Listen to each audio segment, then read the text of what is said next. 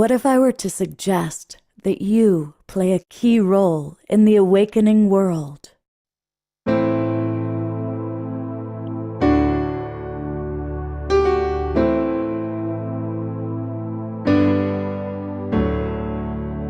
that you are watching this because you have heard the call.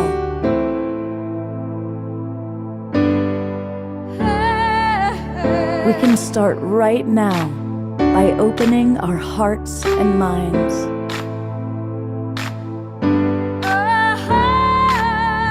Welcome to the awakening world.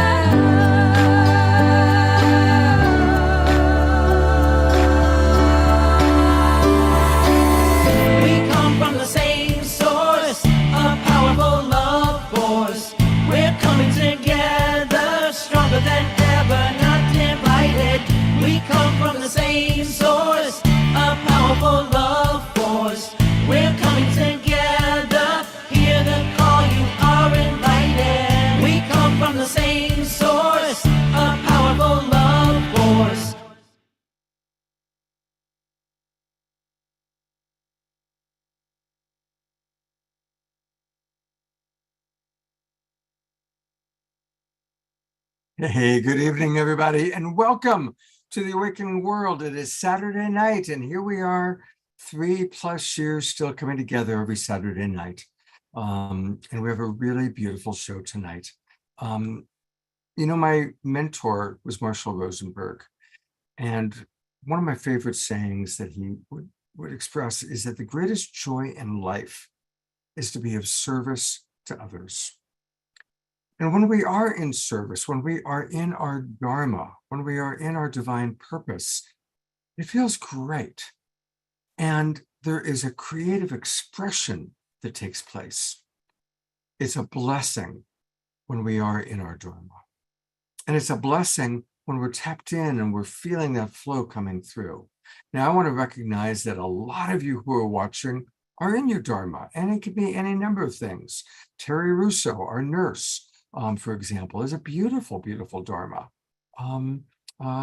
Beloved Deborah, who's teaching. Eleanor Joy, who's dancing every Saturday night. There's a lot of different forms of Dharma.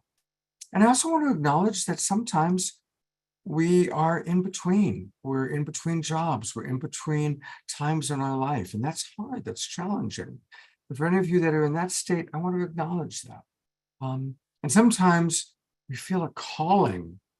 And there's resistance, maybe our own personal resistance, or maybe resistance from the outer world.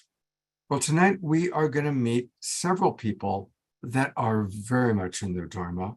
And we're going to hear a little bit about how they got there and give us some tips and tools and practices. And so I'm really delighted that my ever faithful co-pilot, Omashar, is clearly an amazing example of someone who is very much in his Dharma.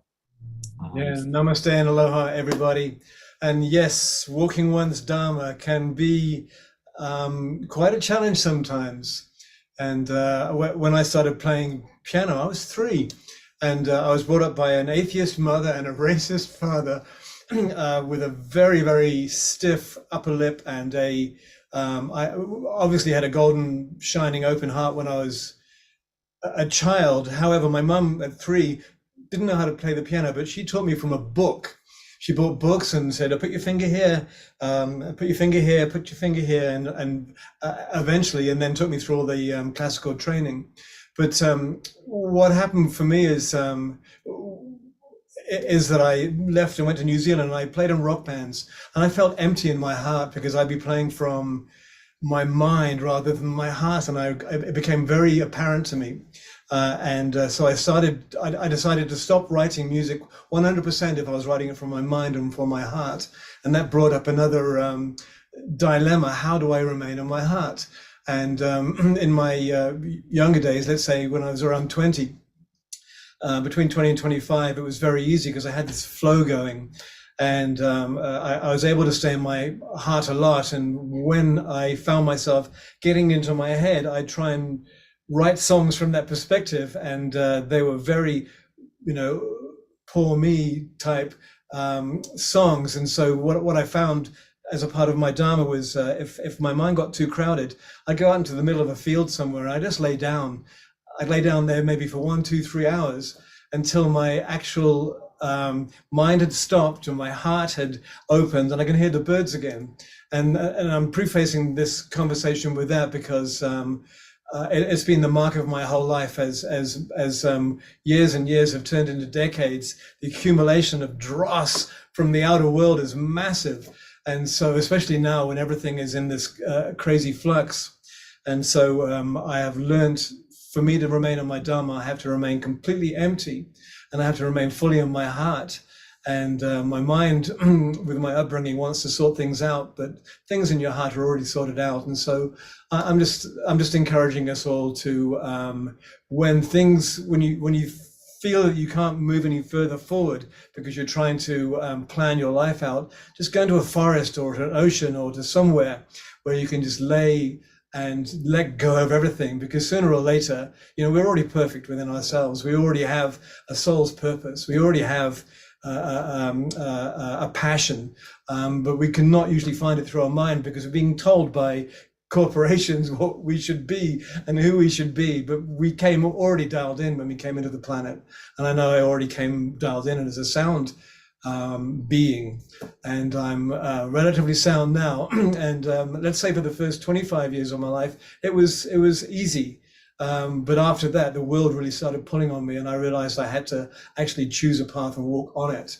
Otherwise, I kept on going from Dharma to drama and drama to Dharma and Dharma to drama. And so I feel that I'm fully in my Dharma now, and it's actually a lot kind of more work because the outer world is screaming for our attention now, because as we go back into our heart, we stopped giving the outer world our attention. We stop feeding it, and when it stops feeding, it goes, well, if you don't feed me, you're not going to exist. And but the truth is, we're already present anyway. I think that's my end of my line for now, Scott. So yeah. I'm sure. Thank you so much for sharing that. We love you and your music, and it's always wonderful when we hear your words of wisdom. And our co-host also has, like yourself, came from quite a background. People might not know Tangela was born into a conservative Islamic family. They wanted to find the right boy for her to marry and all of that. And she found her own way, and she's had an incredible life. She's lived all over the world. She's been a highly successful corporate businesswoman. She was in the Middle East working in the army, working with army officers. She was the very first woman that a lot of Islamic men actually had to confront, who wasn't wearing a veil and wasn't wearing the traditional thing, but was instead telling them what to do. And all these different paths, but then her Dharma came in and she has created Soul Search. And so tell us a little bit about that amazing story, how you went from corporate business entrepreneur mogul to the creator of Soul Search.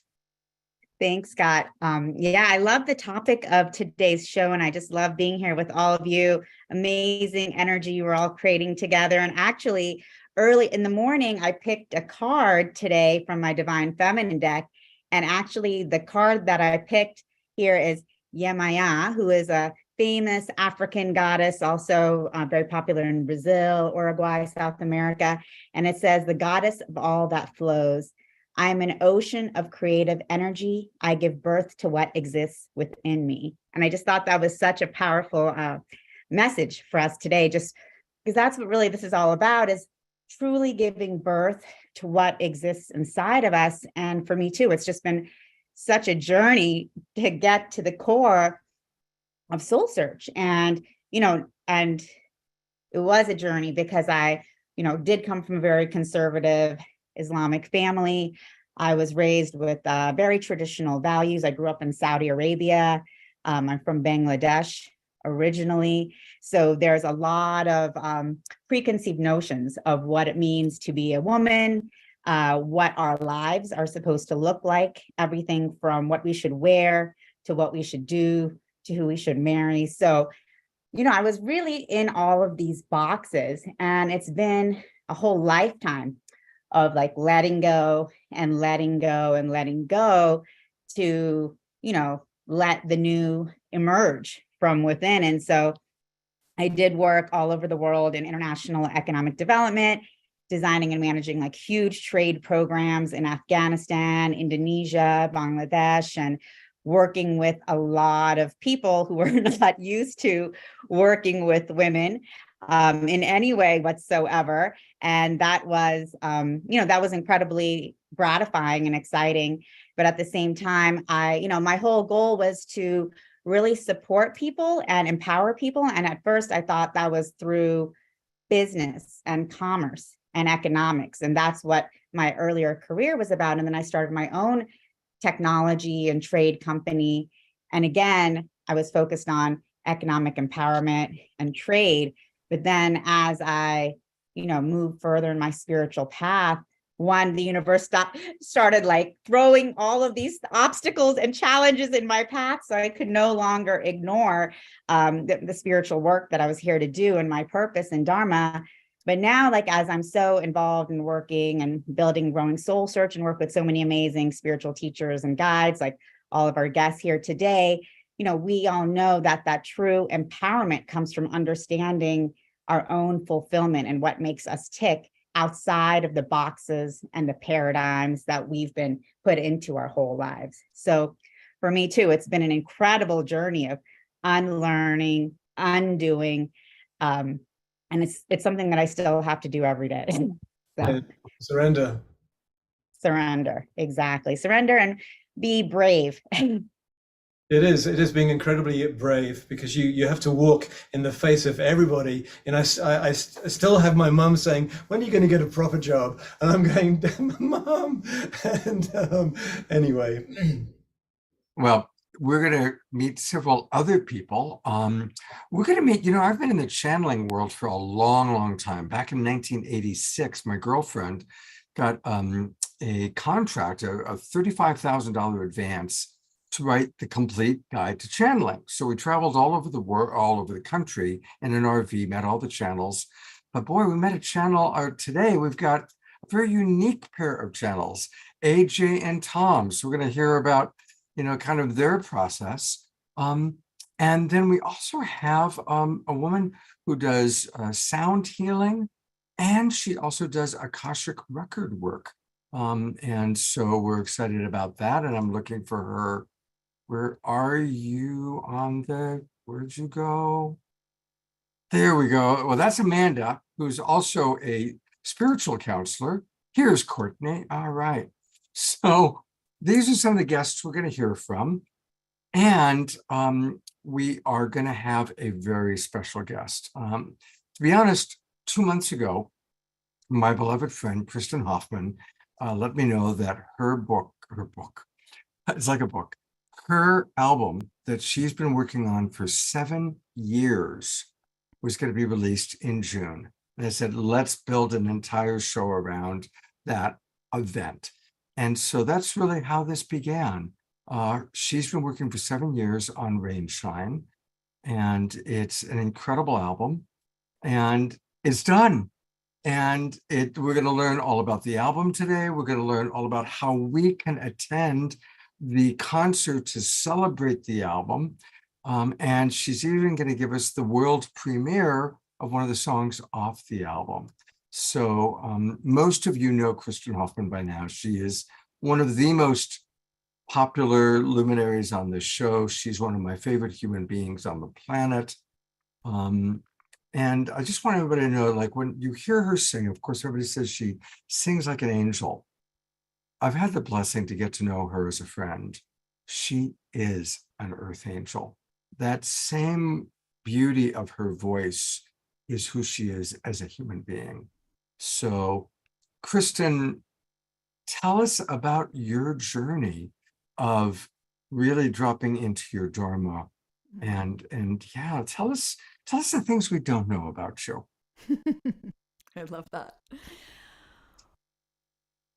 Well, I would say that the Dharma of creativity is really the most natural state. It's that deeper cosmic truth of who we are.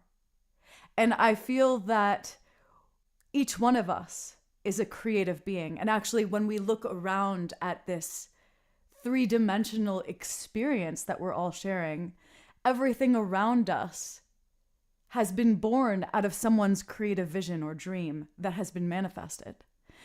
And I just want to call that forward before I talk about me, because you are a creative being.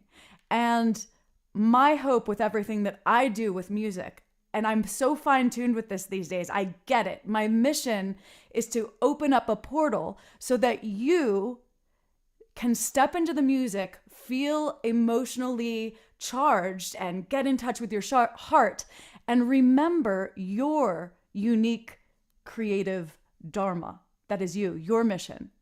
So that is what I call in every time that I go to play, every time I create a new song. I'm saying, let me be as clear and present as I can be so that I can allow this creative experience to come through me to assist in your awakening. And this album that I've created is called Rain Shine, and then there's a subtitle, Sonic Alchemy for Soul Awakening. And I've gotten really clear with what it is. Sonic Alchemy for Soul Awakening. That is creative Dharma, right? So as you're tapping into your gifts, as you're sharing your gifts with the world, I encourage you to think about, how can I help to be a mirror for this creativity that we are in what I'm offering? And around my own creative path, and back to Scott's question, I grew up I wanted to study music from the time I was 3, and I started with a tiny violin. And then at 4, I moved to piano. So it was very much in me.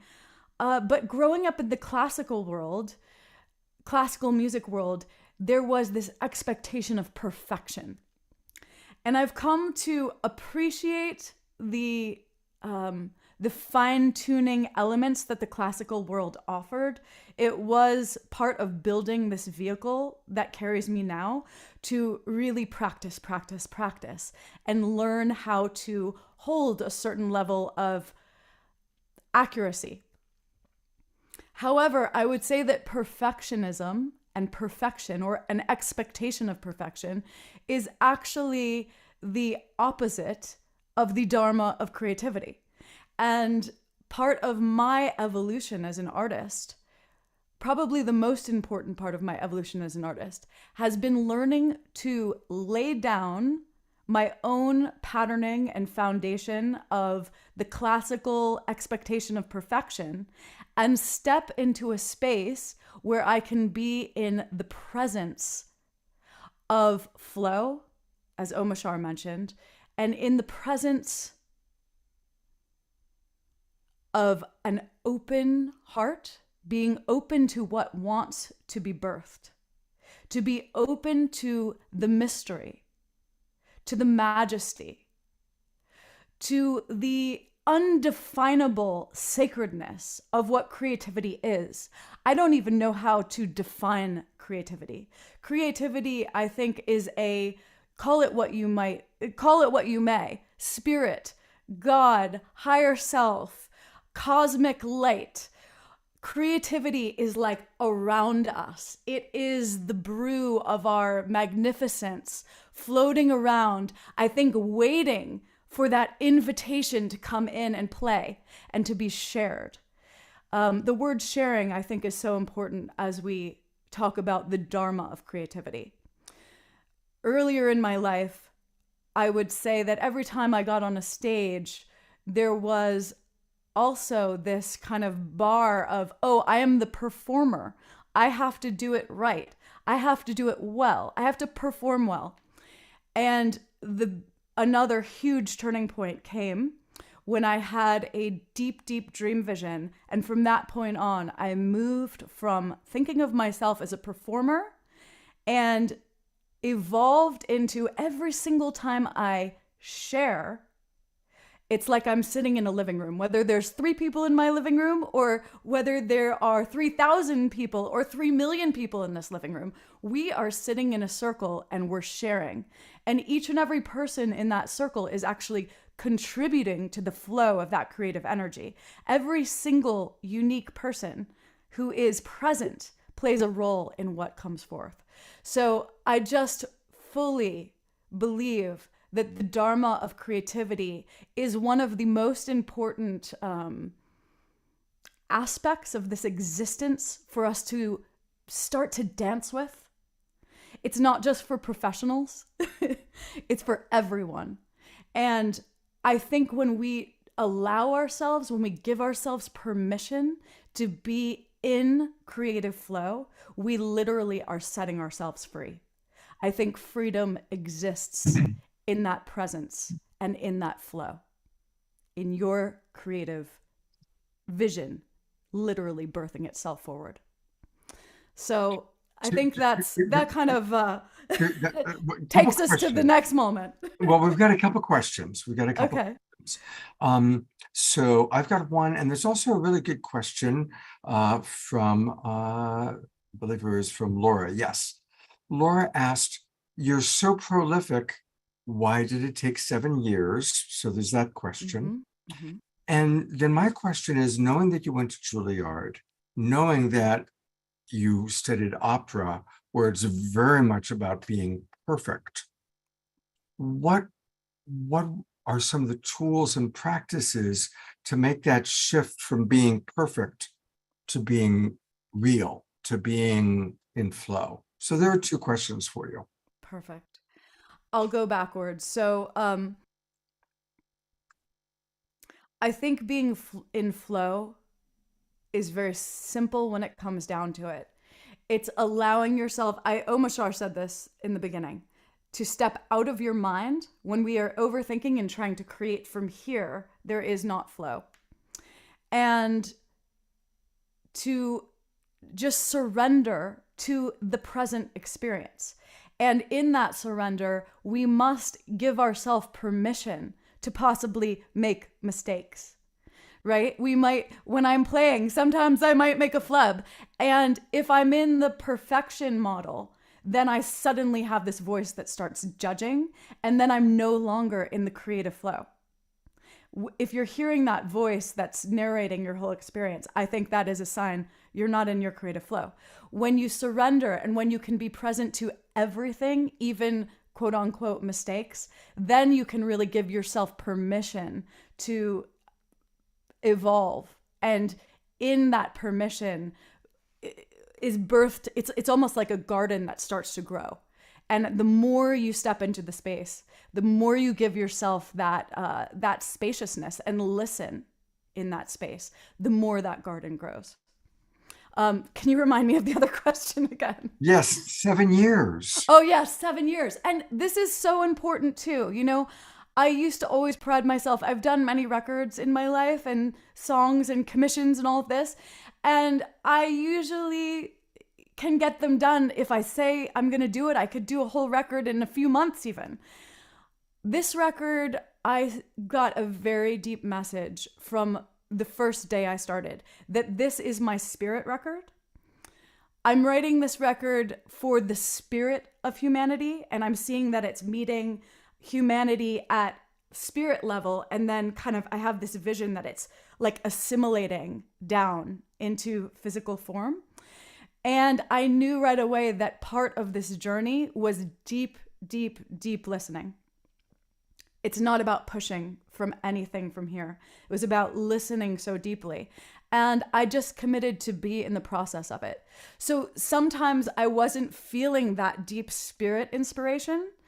And had I sat down at those times, it would have been like pushing something through. And so I decided only to work on this when I was really in a place where I could be in maximal creative dharmic flow. And it took 7 years. And that's just what it took. And there were moments when I wanted to criticize that. And now I realize, for so many reasons, that it was the exact right timeline. And sometimes, you know, as humans, I think we want things to happen like this, boom, boom, boom. And really, I'm looking now from a zoomed out perspective, and it's like, oh, 7 years. That's what it was. And it's not even that long.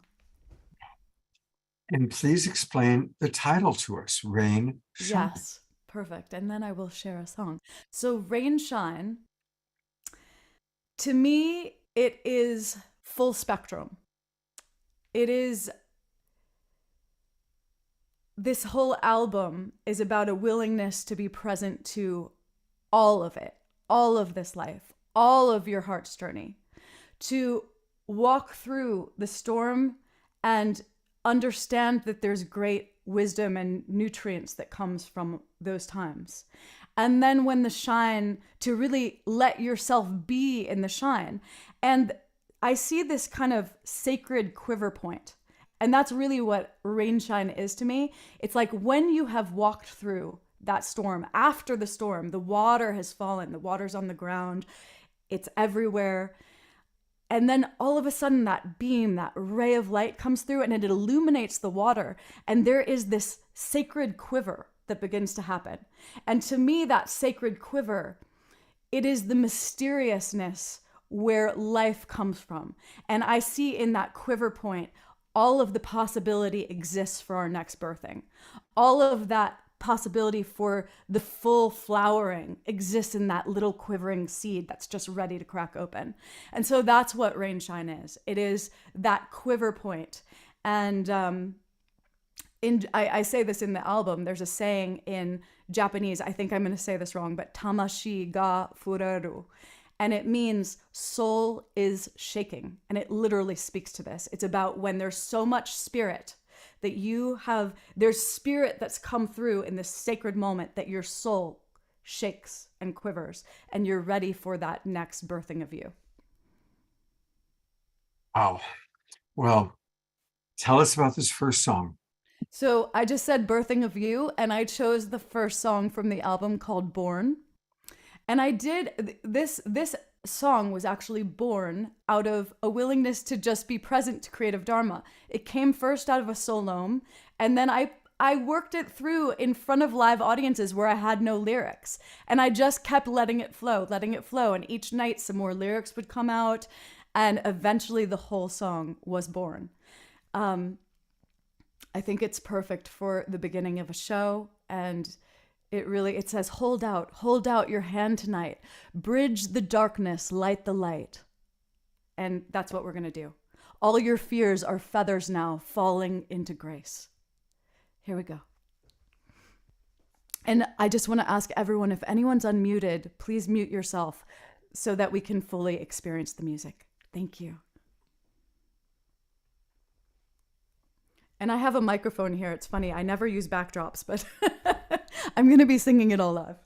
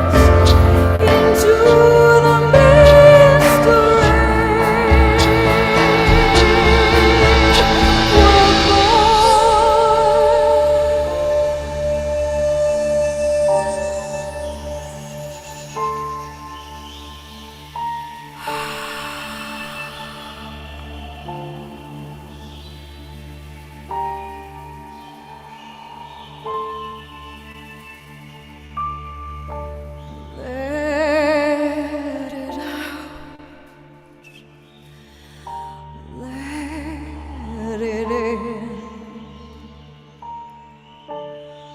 lose it all, new again. Here we are, innocent. All is one.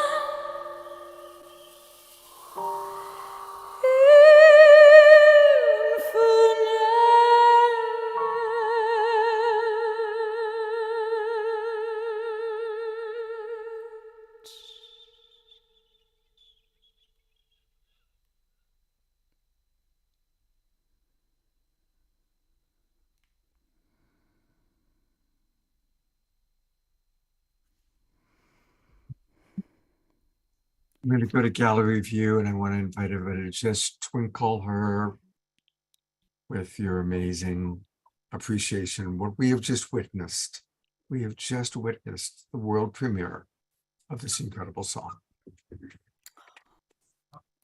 Thank you. Even so Jasmine Bear is very excited. She was like wanting to jump up on my lap. Oh, bless Oh, her. Kristen, that is incredible. Oh, thank you. And I just want to send lots of kudos to the incredible musicians. Premik Russell Tubbs was playing the flute. Matthias Kunzli is the most brilliant percussionist, drummer. Darian Cunning was playing all of the kind of textural basses and guitars on that. And of course, I was doing the piano and the kind of strings and whatnot. Oh, and Karen Olson was playing. Oh no, not on that track. Not on that track. Sorry, I'm getting confused. She's on the album though. We love Karen Olson. But we appreciate all the people who have contributed to that. And, you know, I also want to acknowledge your father who's watching, your beloved father, and I'm sure your mother who's watching from on high. Thank you to both of them for bringing you into this world. Yeah. Thank you. So this, Kristen, is so precious to all of us that we're going to do something we've never done before. What is that? Well, every Wednesday night we have a show called The Awakening World. And it just so happens that on Wednesday night, June 21st, you are going to be doing a very special concert. So instead of having an Awakening World, we are going to direct everyone to this, to the World Unity Week, New Earth Rising, the featured event, the Rain Shine album concert. It's going to start a little bit earlier, everybody. You know, usually our show starts at 6 Pacific time. It's going to start at 5:30 Pacific time, 8:30 Eastern. I'm going to put the information where people can register. But tell us, Kristen, what's going to happen on the 21st? Yes. Well, first there will be an opening prayer by Chief Elaine Jr., who I know most of us on the Awakening World know well. And I just can't imagine a more beloved soul to open us into the space. And then I will call us into the Rain Shine experience for maybe about 5 minutes with a little bit of talking and just preparing us. And then the music journey, which is deeply meditative. Now, the piece you just heard has words, but half of the music is kind of singing and music that is, well, it doesn't have words that you might recognize. Let's put it that way. And it's a journey. It's a 39-minute journey. I highly recommend to bring headphones. I've done a lot with a beloved Paul Geluso and added some spatialization. So you really will have an immersive experience when you put on your headphones. But it's perfect if you want to listen on speakers or your computer as well. And it will be 39 minutes, no clapping in between. So this is a time for you to go deep, to maybe have a journal with you. It's a time for visioning, for feeling your heart opening. And then at the end, there will be a, 10, 15 minutes for sharing. And it'll be kind of the satsang or dharmic sharing time to really just sense the visions that have come through. And I think every time we dive into music for about 30 to 40 minutes, there's this blessing of possible visions and messages, and I want to make a little time to share those. So a few important announcements. I've got my World Unity Week banner because, of course, Global Peace Tribe, we collaborate every year with World Unity Week. And in fact, next Saturday night, a week from tonight, we are kicking World Unity Week off. The Awakening World will be doing a big all-evening event with World Unity Week. And it's really easy to register. Just go to worldunityweek.org, worldunityweek.org, and click register. It's free. Put in your name. You're going to then get the information, and you'll easily be able to find Kristen's concert when you go to the schedule of events. And it's the solstice that night, so we're going to have a super powerful time together on the day of greatest light, at least in this hemisphere. Absolutely. It's amazing. Now, also, there's an opportunity for us to pre-register for your album. So I've put the link into the chat box, but I'm going to bring it up for everybody. So click that link, and that's where you can go to Spotify and pre-register, kind of pre-save the album, which I've already done.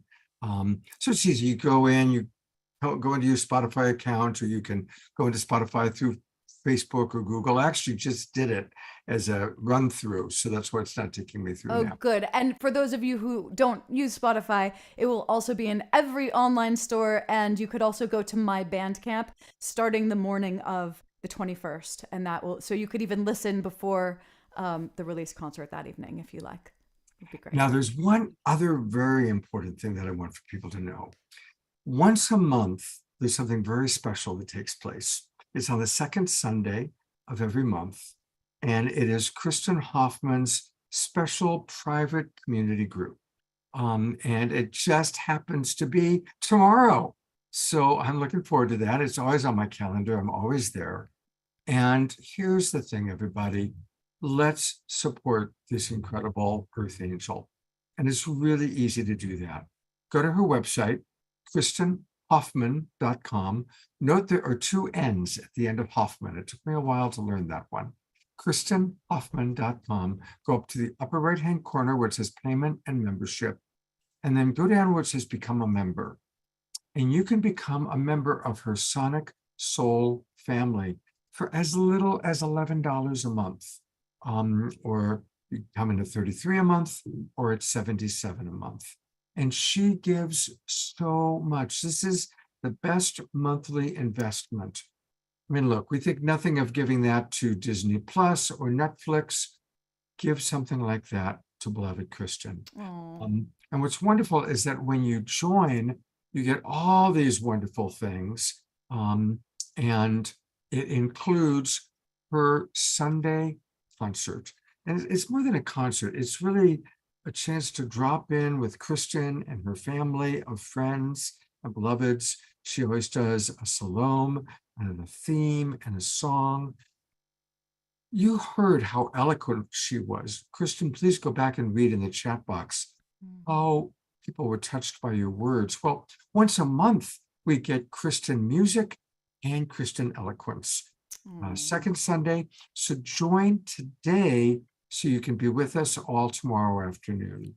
Thank you, Scott. And I want to thank everyone who is in the Sonic Soul family. You have been instrumental in helping support me in this album making process. We're living in a world now where you really no longer can make a CD. And then I used to be able to sell CDs and then see that money come back in and then put it into the next record. And so things like this membership have helped me so much. And I just want to thank you for those who have joined and been on this journey with me. I am so grateful. And also just for all of the support, the energetic support. You don't have to be in my membership to send that support. Just, if you can send a little well wish for the life of this record, that it goes and really touches human hearts, as I hope, that is, I will be forever grateful. Thank you. Let's do that right now. I'm going to go to gallery view.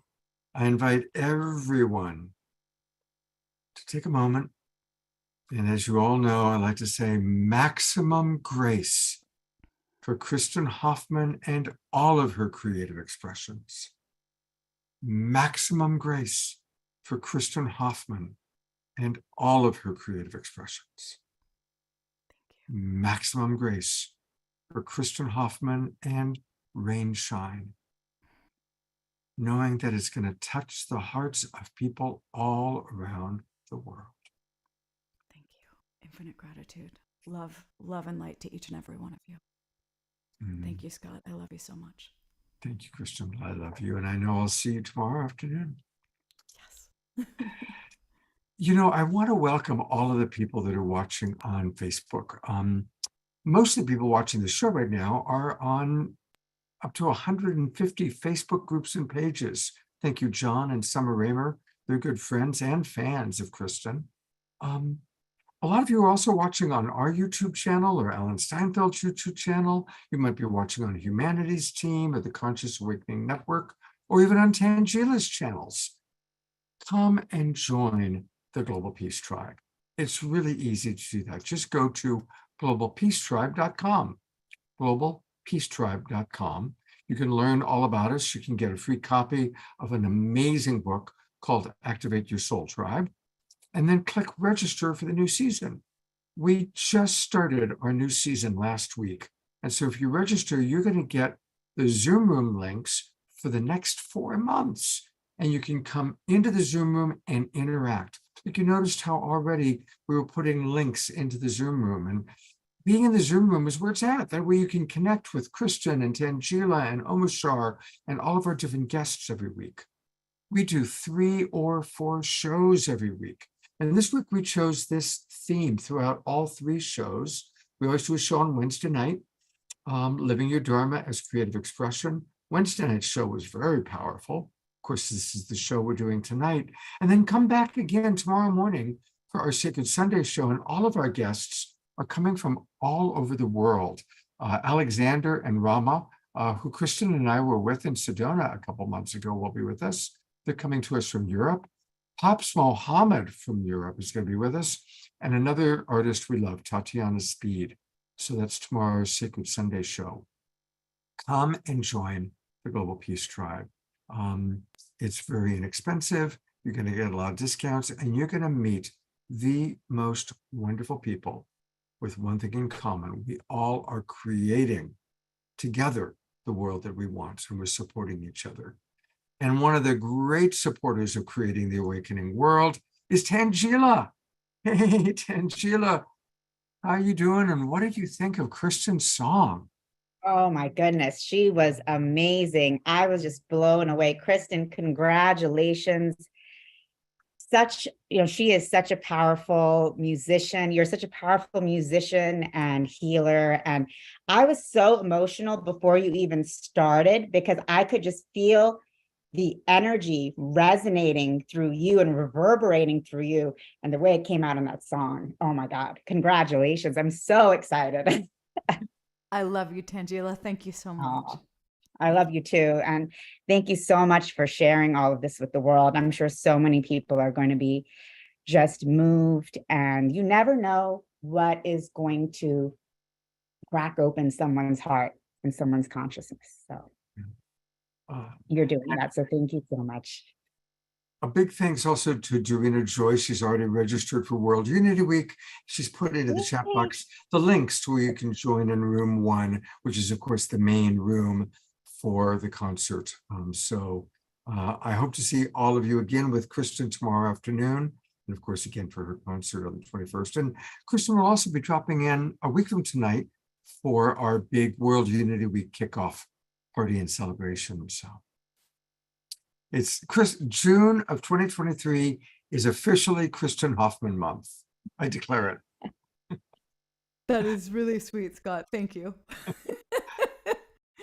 Tangela, tell us about, you've got some amazing guests lined up. Tough act to follow, but everyone is unique in their own creative expression. Who's your first guest tonight? Exactly. Well, I'm just so thrilled about all of our guests this evening. And we're starting off with Amanda Romania. She is an incredible visionary international author, Emmy-nominated documentary producer, spiritual mentor, Akashic record oracle, and librarian. And Amanda actually is based here in Sedona as well. So she's one of our Sedona healers and mentors. And Amanda has, for the past 20 years, led tours to the world's major sacred sites, Glastonbury, Central America, Egypt, and she's extremely active in Egypt, where she's worked alongside of the top Egyptologists and wisdom keepers. And she really facilitates the highest potentials in individual lives by helping people to remember who they are, to find their spiritual purpose, and really leading us towards that next generation ascension consciousness. And so Amanda is an incredible, powerful cosmic Akashic records oracle. She is also an author and very prolific. Also, she has her jewelry, spiritual technology. So many forms of creative expression that Amanda brings forth in so many ways. And I'm just so excited to have her joining us here today. Welcome, Amanda.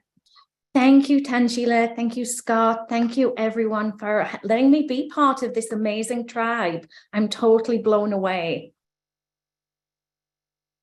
Well, we're so happy you could join us, Amanda. And I have to do a shout out. That song was incredible. And call it an occupational hazard, but I had to draw from my oracle deck that I created. What is the essence of that song for me, or a message? And it was totem animals, which in my readings is tribe. This is awakening people's Akashic records, helping them on their Dharma. You're saving so much work and time out there, my dear. Amazing, amazing. And just watching the faces of all the amazing community, I call it Akashic eyes open. I'm seeing druids, I'm seeing Atlanteans, I'm seeing star beings. It was like everyone's veils and masks lifted. So celebration, my dear. I'm so excited where this is going to go. This is not just your month, it's going to be your year now, I'm sure. But thank you. I had to just, they're jumping in my ear, all my guides and my spirit family. So I wanted to share that while I was here. Oh, I love that so much. And the card just feels so resonant with the music too. It just, thank you. Thank you. You're welcome. These cards make my life so much easier. Oh. So Tangela, thank you so much for inviting me. What can we talk about today? Well, we are excited to have you here. And Amanda, well, you start off with your oracle deck. And so that is one of your forms of creative expression. So I would just love to hear from you about the oracle deck, about the work that you do, and what it means for all of us in terms of, this living our Dharma through our creative expression. Thank you. Thank you. Sometimes I think about the word of Dharma and I think, well, did I find my Dharma or did my Dharma find me? The one thing I remember, though, from 20 years ago when I came on a flight to North America and I spent time living with the 13 indigenous grandmothers and the tribal elders, me who knew nothing. And just by saying, yes, can I help? What can I do? Being of service, like Scott said, it's about that service element. And things would just evolve. I am in Aries with Aquarius rising. So I am a little bit, I've got one foot in the door. And my main thing is, how does it work? How can we make it practical? And how can it support our lives for joy and happiness in this lifetime? I've spent 20 years in tombs, in temples, crawling around under the Sphinx, under the pyramids, in temples such as this, the Temple of Philae, Isis Temple, helping people through their past lives. And I found that now people are really engaging with, why am I here at the earth at this time? So I created the Oracle deck. I actually, I teach a lot of the psychics and intuitive readers here in Sedona. And I had a bag of 1,000 Oracle cards. And trying to take that for sessions and do things with was just unrealistic.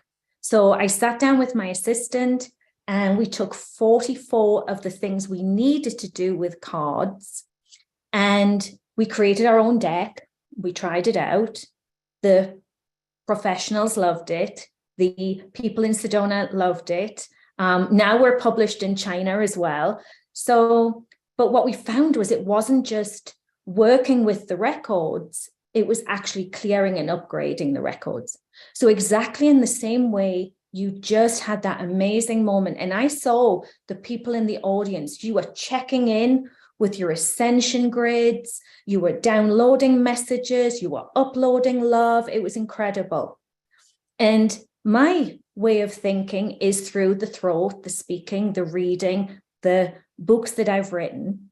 And I actually asked my deck, what am I here for?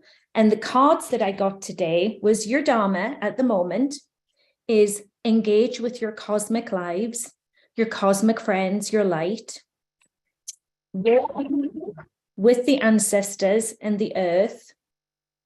And I actually live here in Sedona in the middle of a vortex. So I'm very, very blessed. And use your throat chakra, use your voice, use your words. And this isn't about just me. I'm actually a mirror of everybody that's in this room or in this connection.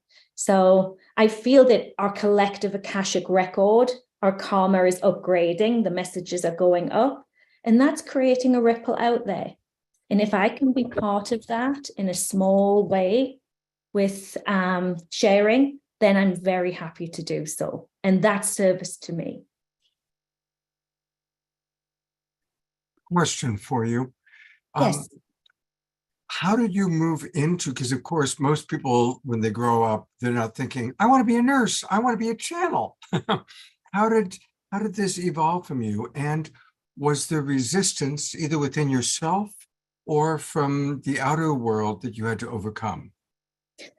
So thank you for that question, Amisha. I was very fortunate. I was brought up in a small village in northern England. I was an only child, and I went to something called Sunday school, which when you went and listened to the religious stories, they gave you a stamp with a beautiful picture of Mother Mary or Jesus or the Nativity, and you collected these like beautiful stories. Yes, they were parables, but they were beautiful stories.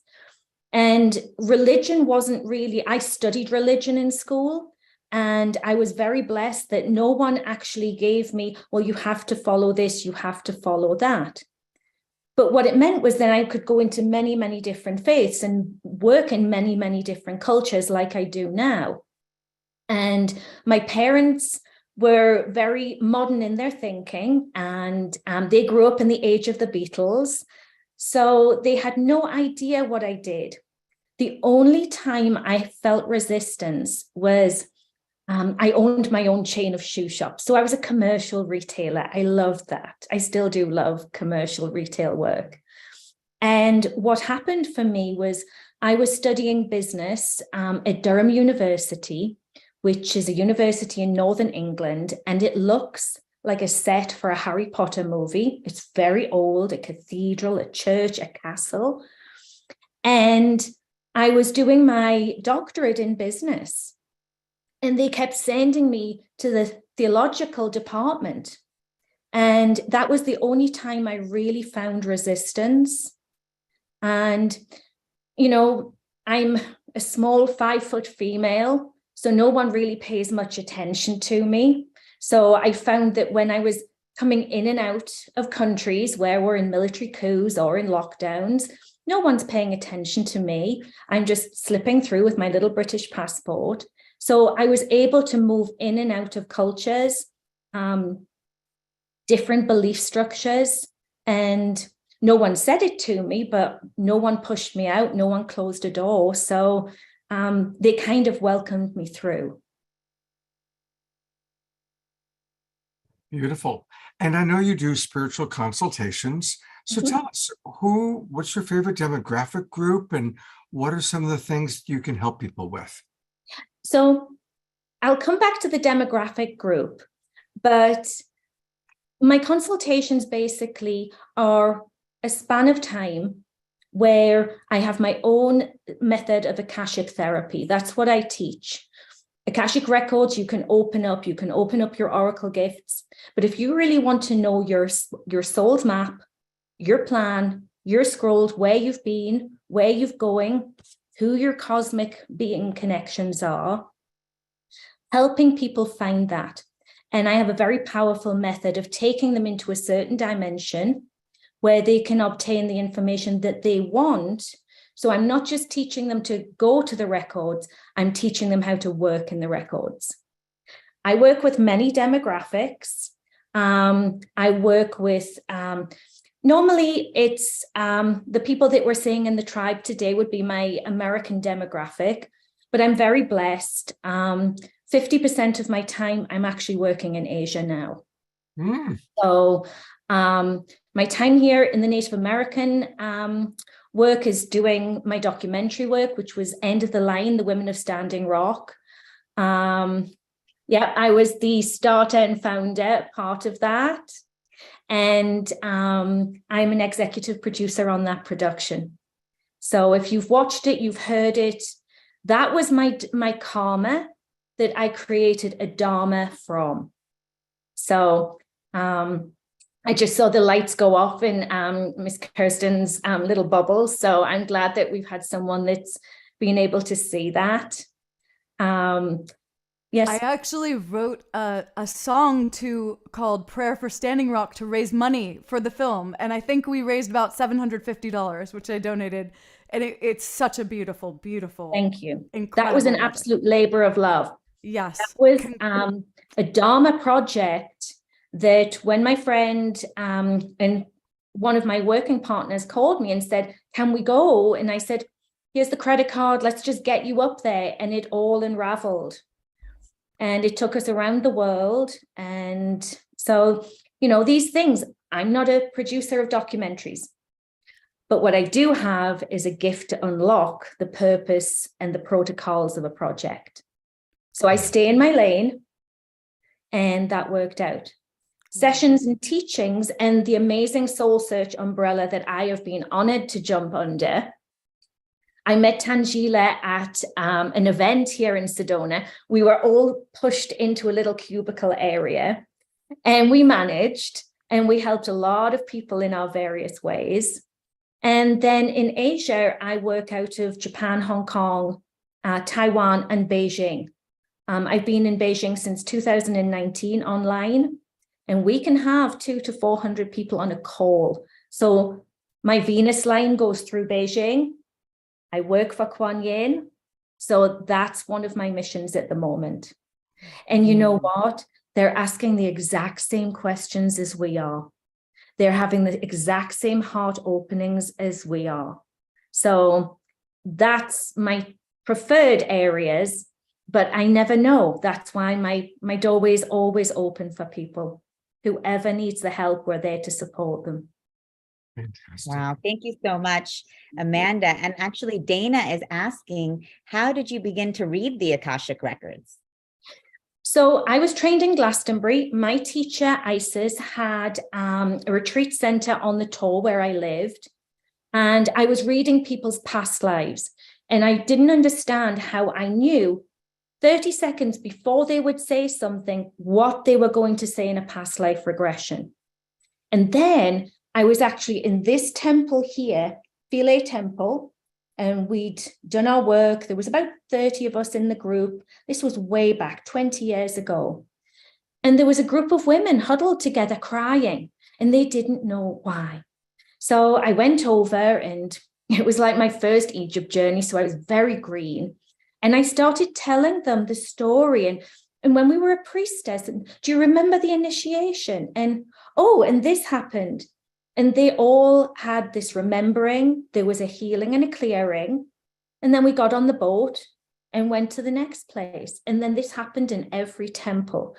And at first I thought it was my past lives. I thought I was going crazy. So I made it my life's work to sit down and try to create a program of understanding that was logical, that still allowed the brain to be creative. Because it's like you said right at the beginning, I think you said it, Kristen, when you judge, you close the stream of energy. But when you have that open observation, oh my gosh, the amount of information that's there is incredible. It's wonderful to have you. And I want to let everybody know we're going to have a Q&A with many of our people, kind of after everybody's had a chance to express themselves a little bit. So if you've got additional questions for Amanda or any of our guests, except for Kristen, she's on the East Coast, so she's going to go to sleep early. But for our other guests, our soul searchers, we will have a Q&A period. And I want to remind everybody that you can learn a lot more about Amanda by going to her website. And her website is her name. So it's nice and easy to remember. It's amandaromania.com, amandaromania.com. And you can go there and there's a lot of wonderful information. You can learn more about her. You can gift yourself to even some of her jewelry.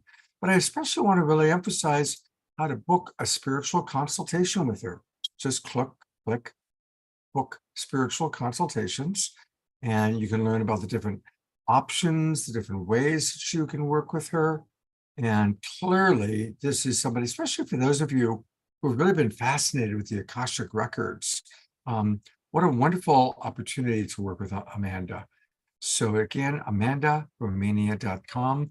And Amanda, will you be able to stay and maybe answer a few more questions? Of course, of course. Normally 6 till 9, I'm teaching in Asia. So I'm normally on my morning in Beijing. So this is perfect time for me.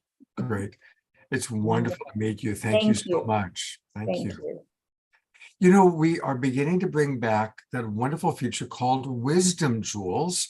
So a big thanks to Jay Mayer. He's been pulling some of them out for us.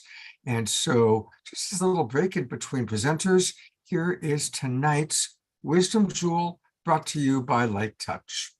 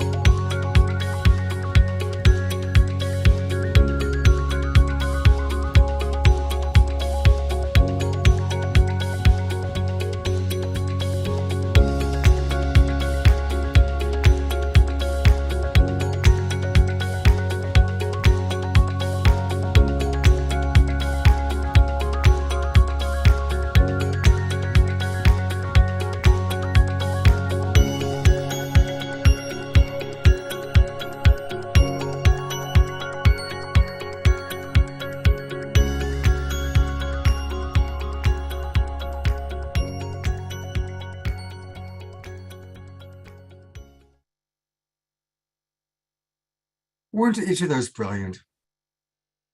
Definitely powerful. Yeah. Tangela, I turn over to you to introduce your next soul searcher.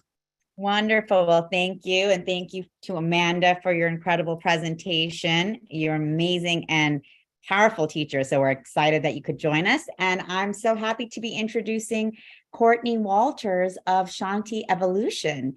So Courtney, she is an incredible energetic healer. She provides all types of healing services to support you in tapping into and acknowledging your true divine nature.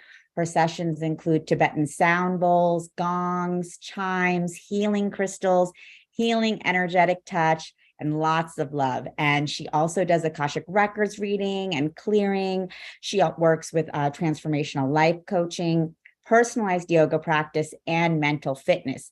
So it's really amazing the work that Courtney brings forth into the world, combining so many different modalities and including crystals, because she also works with crystals in her practice. And I had the pleasure of, first Courtney came to one of our psychic fairs in LA. And then she and I actually was able to do a session with her at the Portal to Ascension conference in San Diego, which was amazing and very powerful. I was able to receive this personal sound healing on her table with the Tibetan sound bowls, the chimes, healing crystals, energetic touch. And it really did provide a very powerful upgrade and clearing for me. So much so that when I went and sat in Vivian Chavez' copper pyramid, I had this massive throat chakra release. So definitely there's a lot of powerful work happening there. So thanks so much for all of your work, Courtney, and welcome to the show. I'm so happy you could join us today. Thank you so much, Tangela. Great to be here. Thank you. And of course, you bring so much into the world with your sound healing and music and movement and energy healing. So just want to hear from you, really about your work, how you feel about, you're living your purpose through creative expression, what that means to you and how you got started. Okay.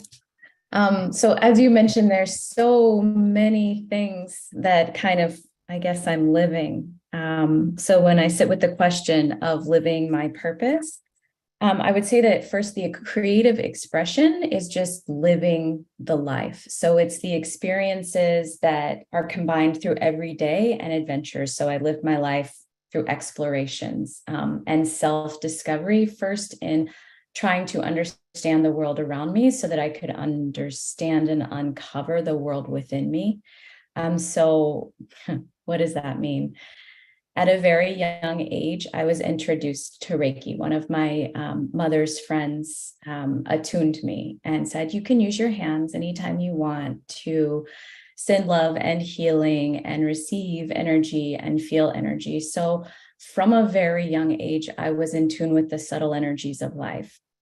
But like all of us, I was living, I think, primarily at the less subtle levels of life, in experiencing the world. And there was kind of this disconnect between what I was uncovering through my internal and external explorations and the life experience that I was living.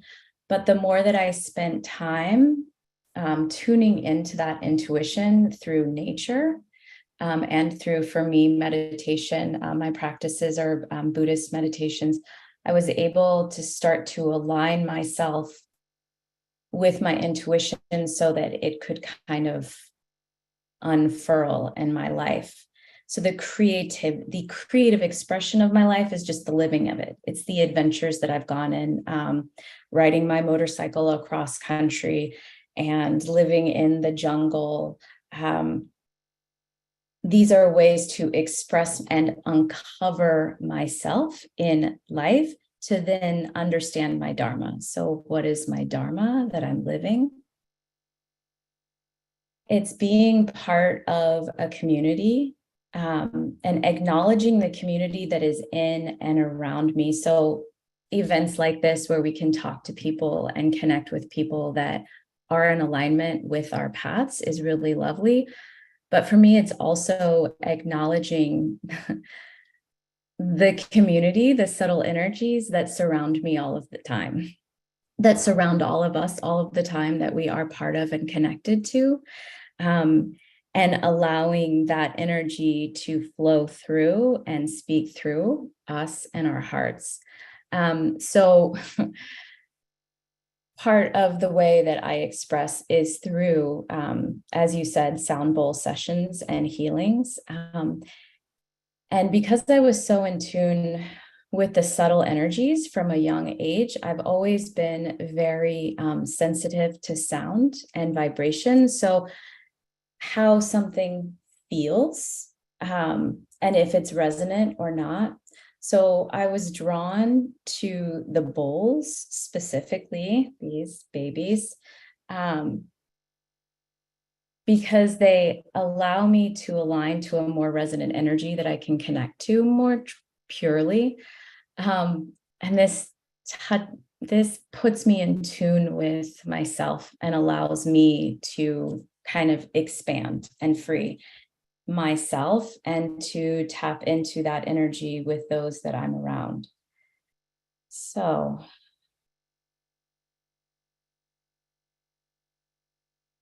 the vibrations of the bowls help me to settle into my own energies.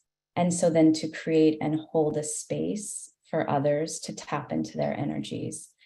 And I discovered these bowls by just first stumbling along this path of discovery, of living this life, and kind of stumbling upon aspects of myself that helped me to connect to that deeper intuition. When I started to bring in a deeper meditation practice, I was able to more consciously understand when I was tapping into that intuition.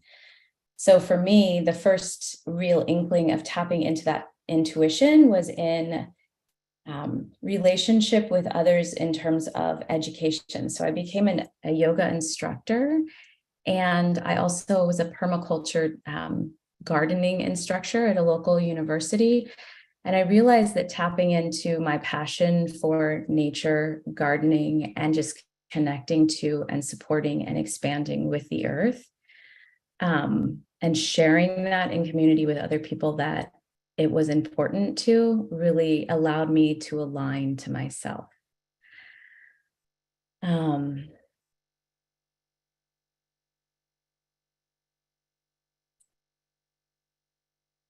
So yeah, allowing the energy to flow through. And so that takes a space to be created.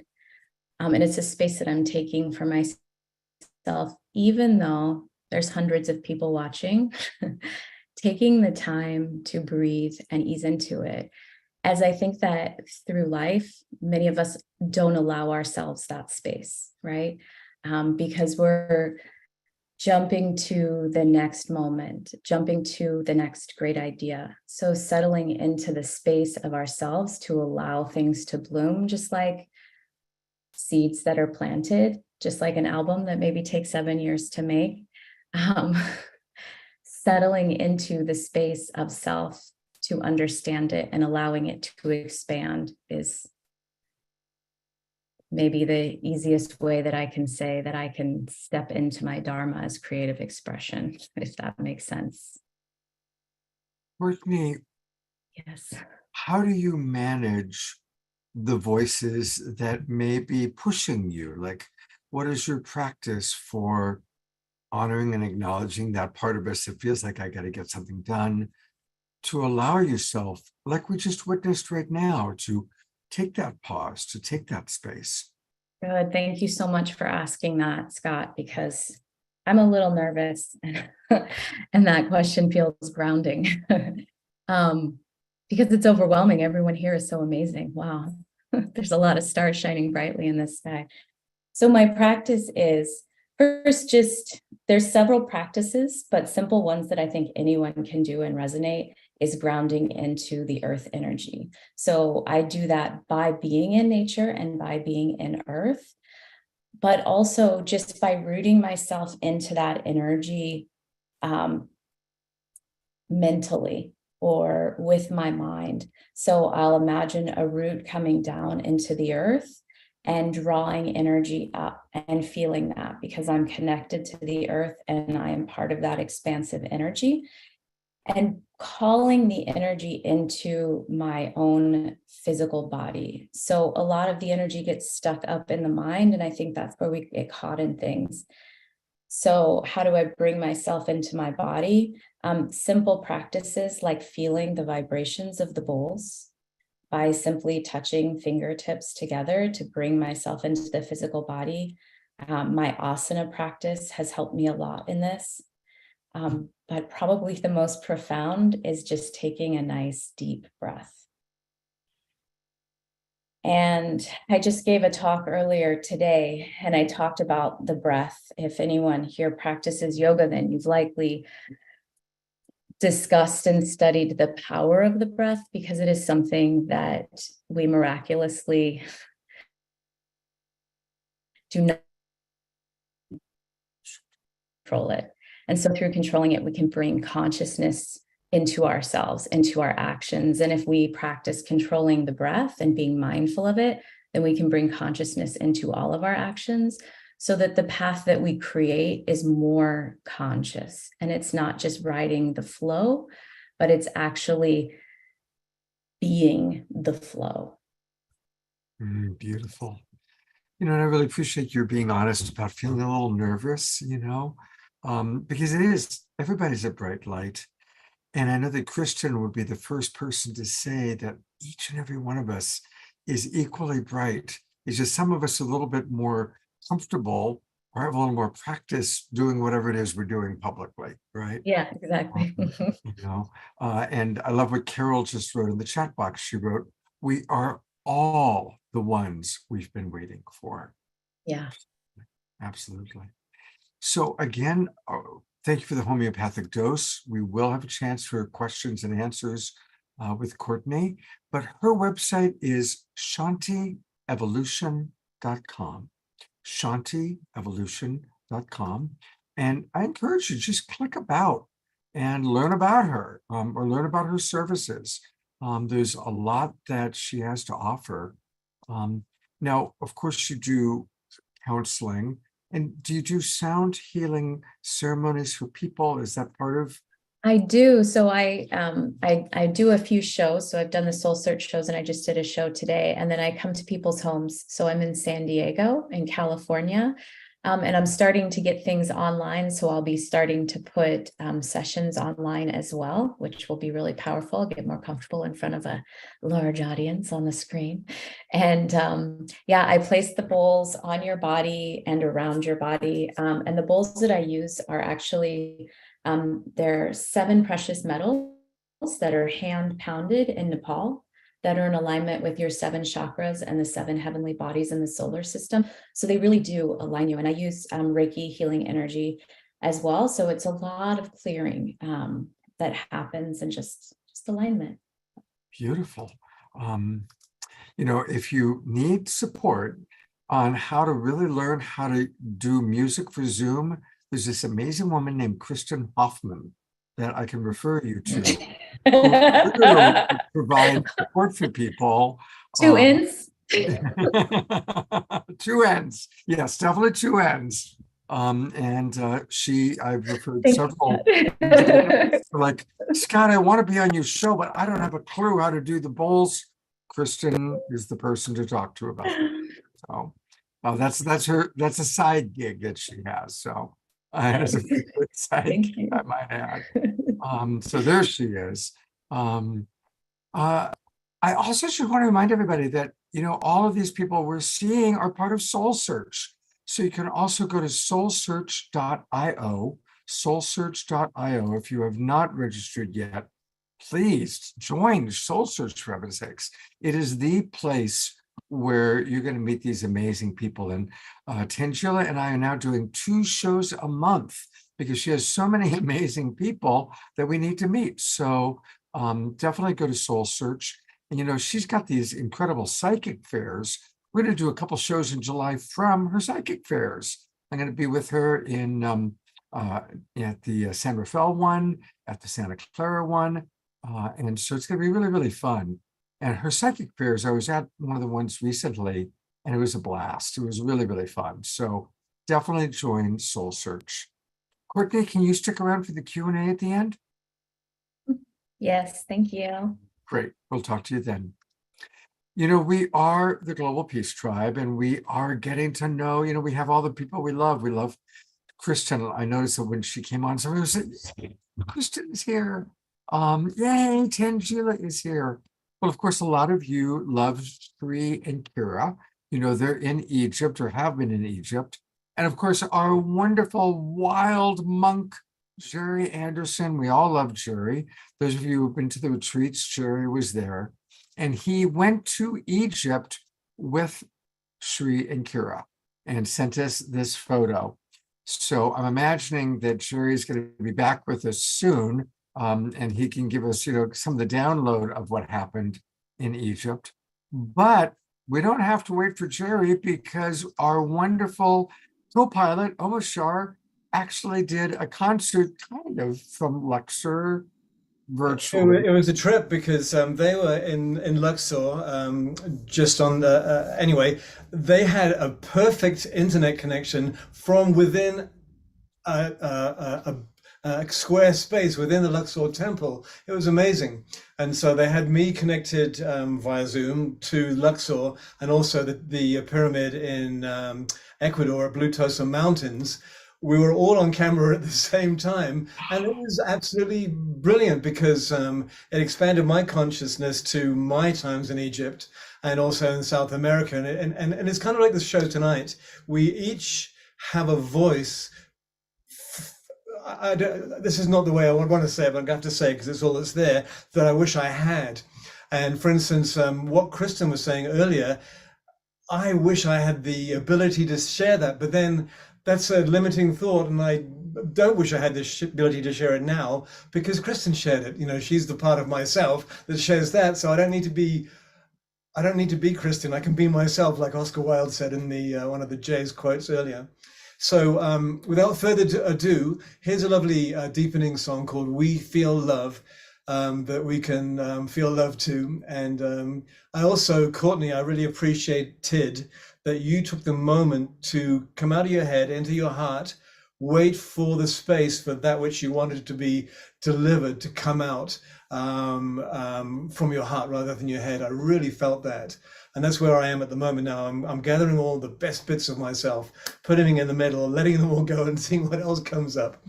And so here we go. I got to click a few buttons here. And Omashore, is this a dancing song? No.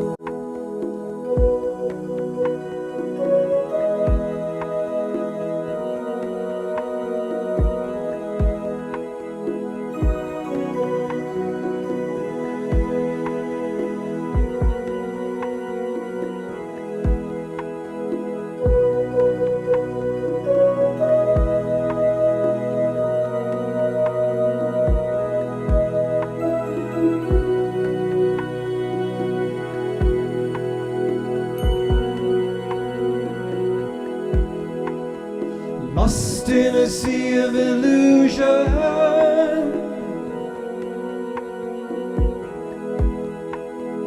feeling so alone,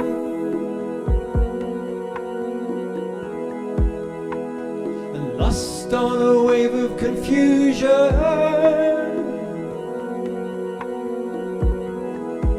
Where do you turn?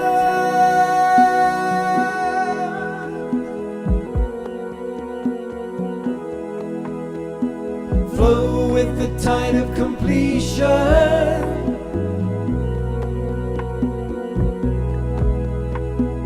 Know the reason why.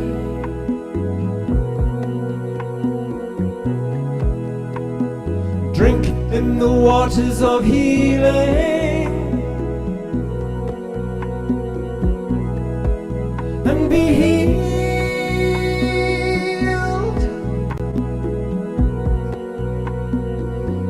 We're coming home to the part of us that's waking up,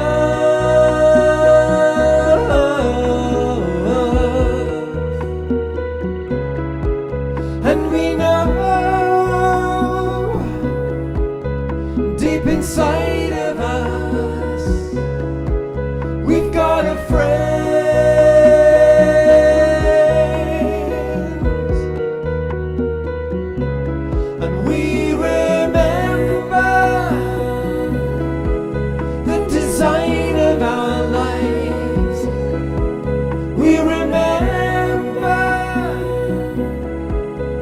Desire in our hearts, and we feel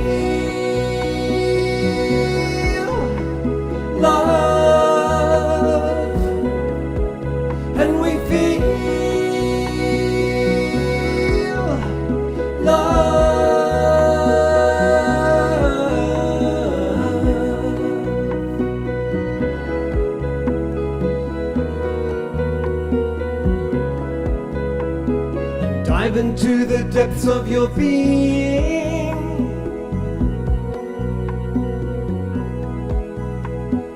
Know that all is well.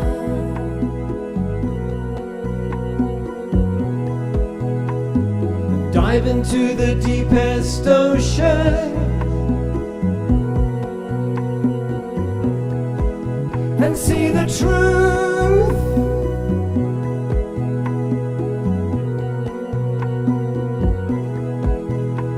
And cast off the cover of darkness.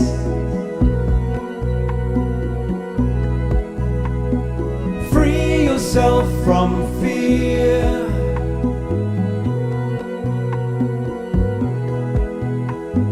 Show that you're ready and willing to make the change.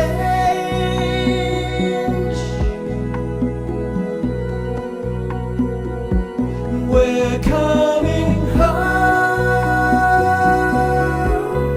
to the part of us that's waking up.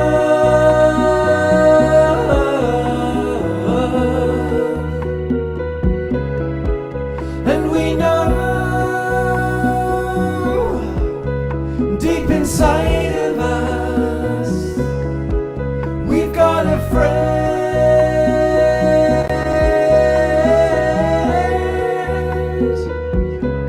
and we remember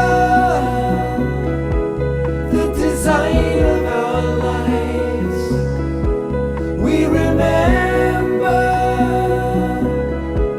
the desire in our hearts. And we feel love, and we feel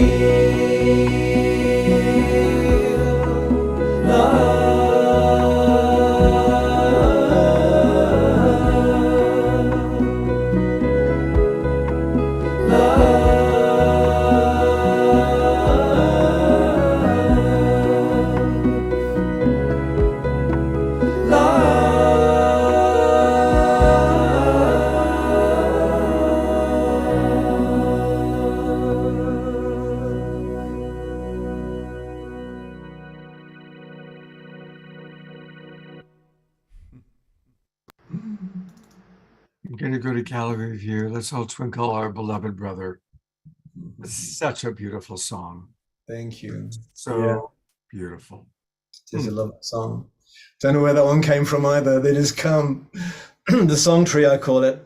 When I'm really open and out of the way, this song tree comes, and there's like an apple, and if I dare to pick it, I know it means an involvement, but a song like this will come through. So thank you. Oh, thank you so much, brother. I just want to remind everybody that you can learn more and buy Omashar music. His website is his name, omashar.com, and just scroll down a little bit. And there are the ways to buy, but we always encourage Bandcamp because they're the most generous. That's where all of his albums are. You see that empty spot that's going to be filled one of these days soon with all the new songs he's been recording and creating for all of us.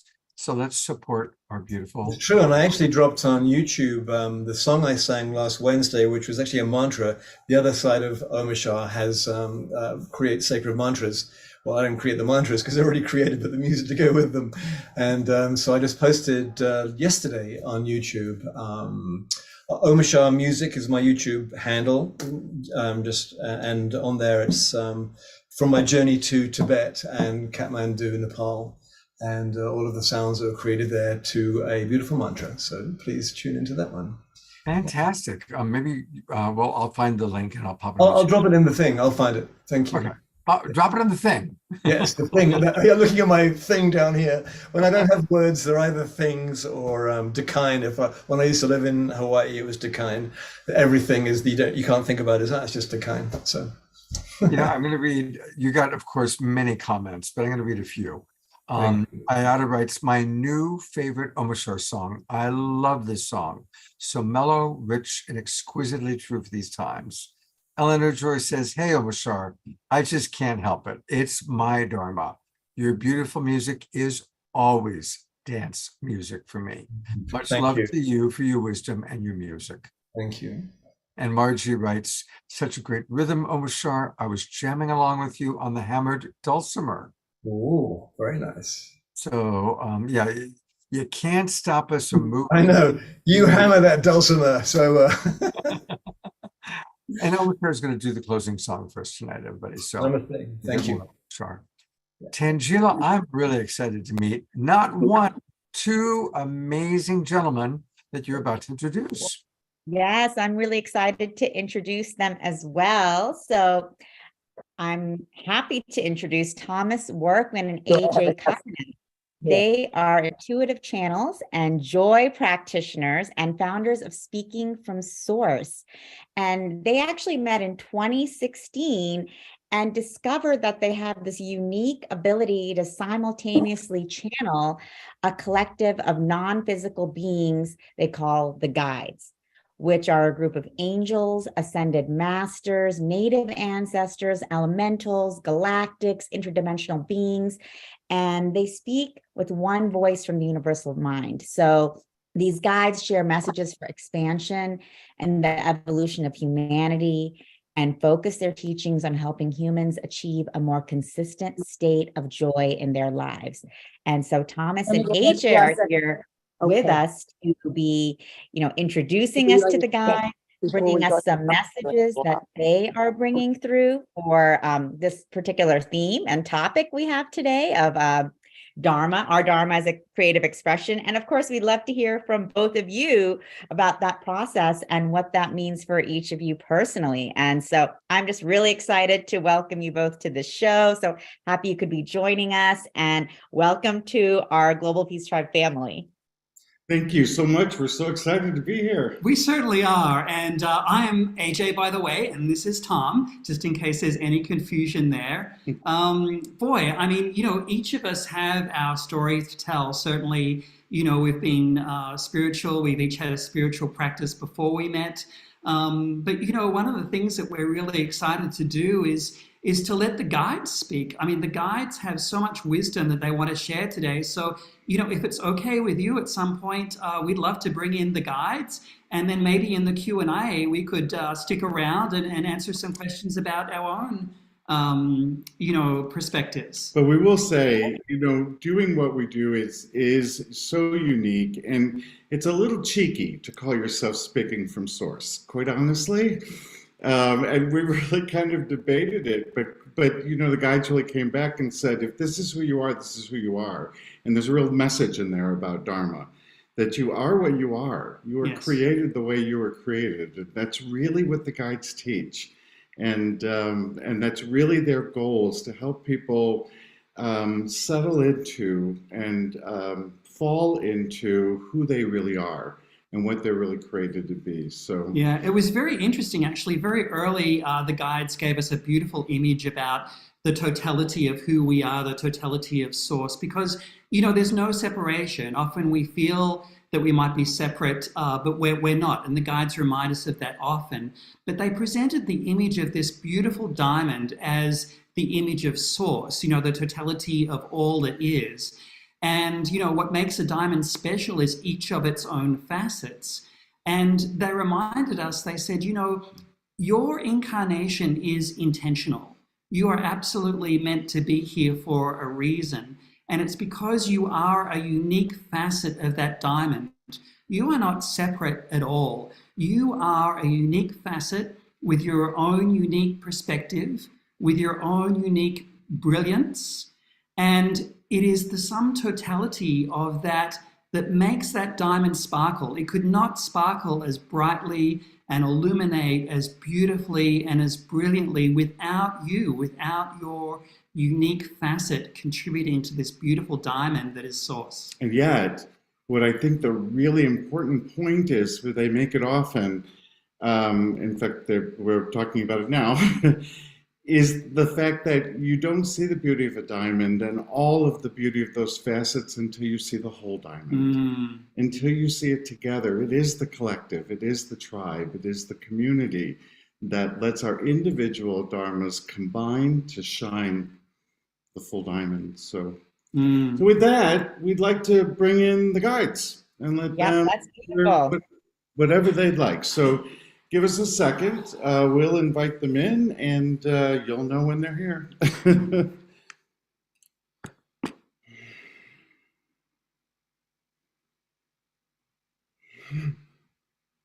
We welcome you to this important conversation, for this conversation has been going on for many, many millennia and through many civilizations and generations.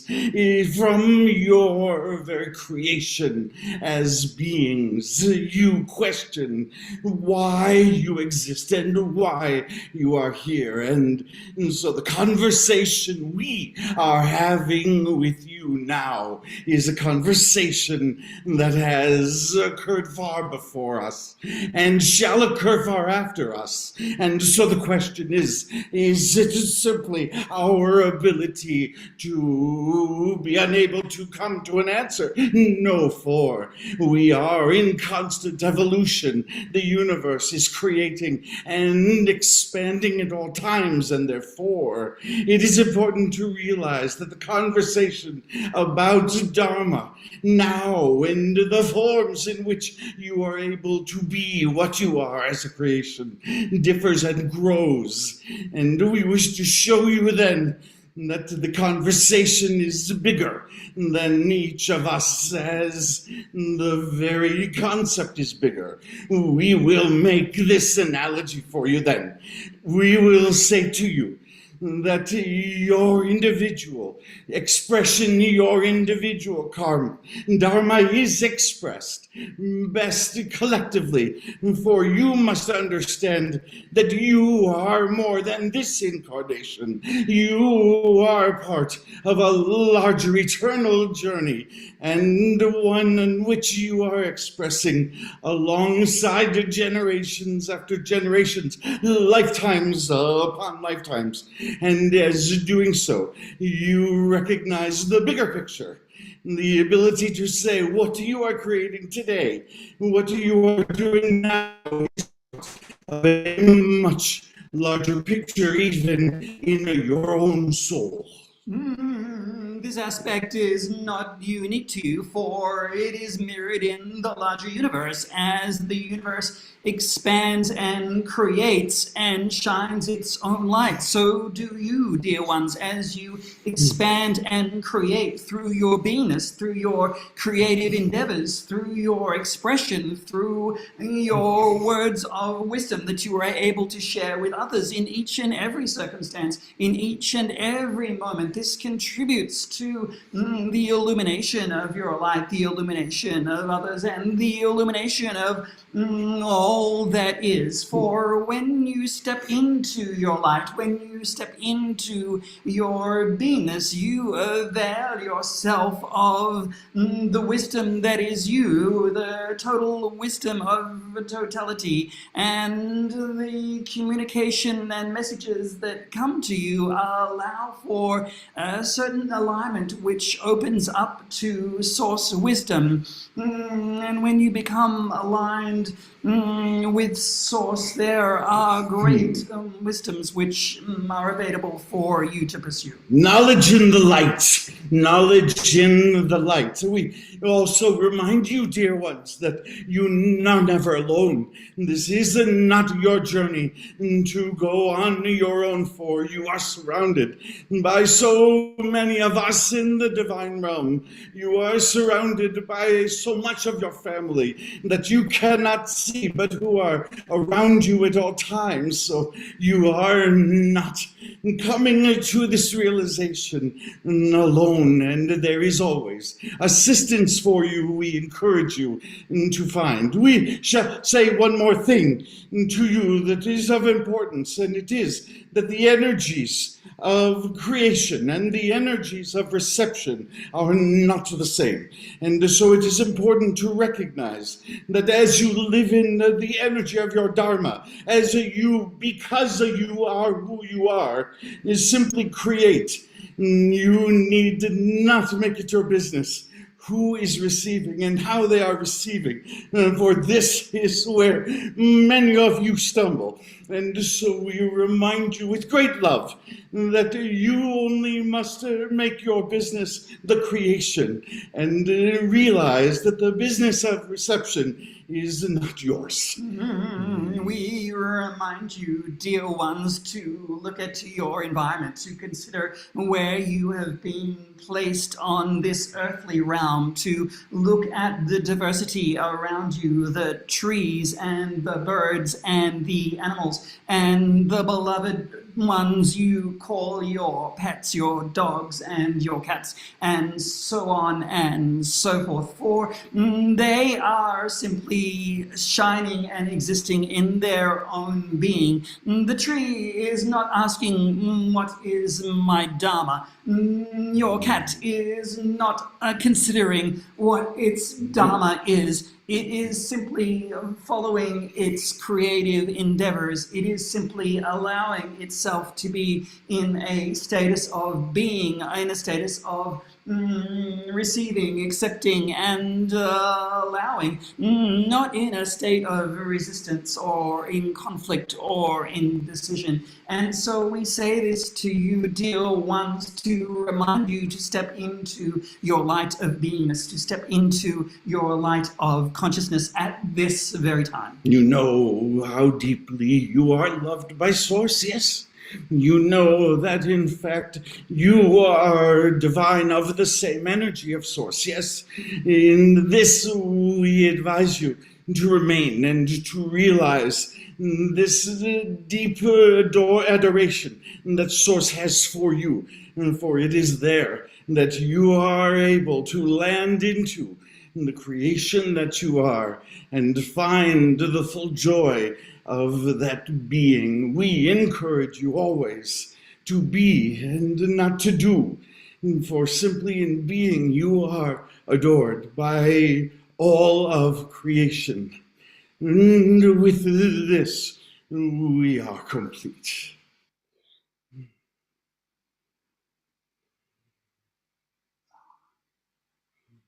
I have to tell you something.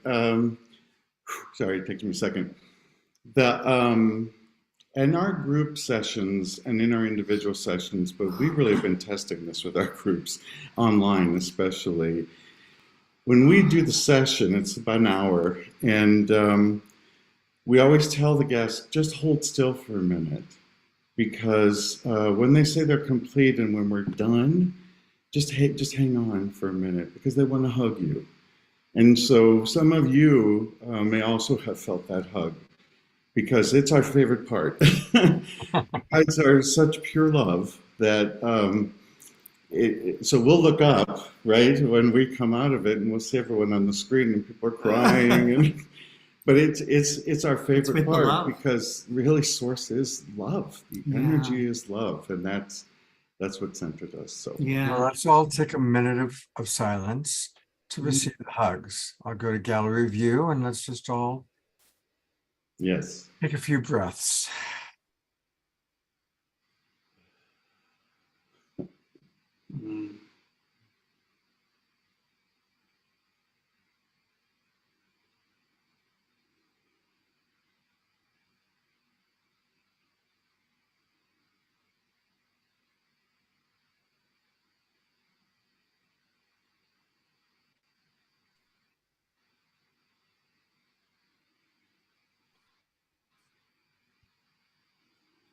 Nothing like that beautiful silence and presence. Thank you.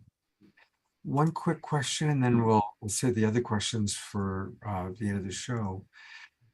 Of course, some channels are clear and they remember everything they said. Some don't remember anything. Some kind of are like observers watching. How do you both experience it? Well, we record because we don't remember all of it. We certainly, and in fact, we record and then transcribe. And when we go back over the transcript, we realize there's a lot of imprecision and that we have to kind of clean that up. But what we are always amazed is sort of like, wow, they said that. Did you catch that? Did you catch what they said? Because we didn't at the time. we have a feeling, for us as channels, we have colors, we have impressions, we certainly have vibrations. And well, that's what I remember after the channeling. I'm like, oh, they were loving you. And that transcription is something we do for all of our individual clients as well, because it's just so dense, the information that they put forward. And so it really does take you a little bit to come back and read it and take it all in and revisit that. It really is something. We were talking with a client today who we were describing it like the Mona Lisa, which was created in layers. Yeah. And so oftentimes a lot of the messages of the guides, there's a real above board conscious, yeah, that makes sense. Or even, I already know that. Yeah. And then there's this little bit deeper that when I go back and look at again, I go, or sometimes there's a life event and I go, oh, okay, now I know what they were talking about. But it's very transformative. Often the guides will give you a 180 spin that you've never seen, a perception that you've never seen before. And, both Tom and I, as I mentioned at the outset, come from, we've developed our spiritual practice, since very early ages. And when I opened up to channeling, when I really opened myself up to that idea and I started getting that wisdom through, I would say, gee, it's hard to teach an old dog new tricks. I know about karma and I know about reincarnation and I know about all of these principles. And yet the guides would give us such amazing wisdom in new ways that we've never seen. And I might just like to leave you with a quote from the guides. We have, our Wisdom Wednesday quotes that we send out from the guides often. But one of the things they say is that joy is the symptom of wholeness. And I thought, what a beautiful perspective to think about. When you're in joy, you're whole and you're complete. And it's just little things like that are just so nutrient rich to remind us that, we're whole when we're in joy. Beautiful. Well, I want to let people know how they can get more of you. Their website is called speakingfromsource.com. Speakingfromsource.com is a really beautifully designed website. I love how you can right away ask questions and connect with these two beautiful guys. And it's wonderful to see two men together. We've had a lot of women together on this show, but not so often two men. And it's really beautiful to see both of you, to feel your love for the world, your love for each other, your love back and forth with the guides. And can you stick around for our Q&A at the end? Yeah, we'd love to. Thank you so much. Yeah. Okay, fantastic. All right, guys, we'll see you in a little while.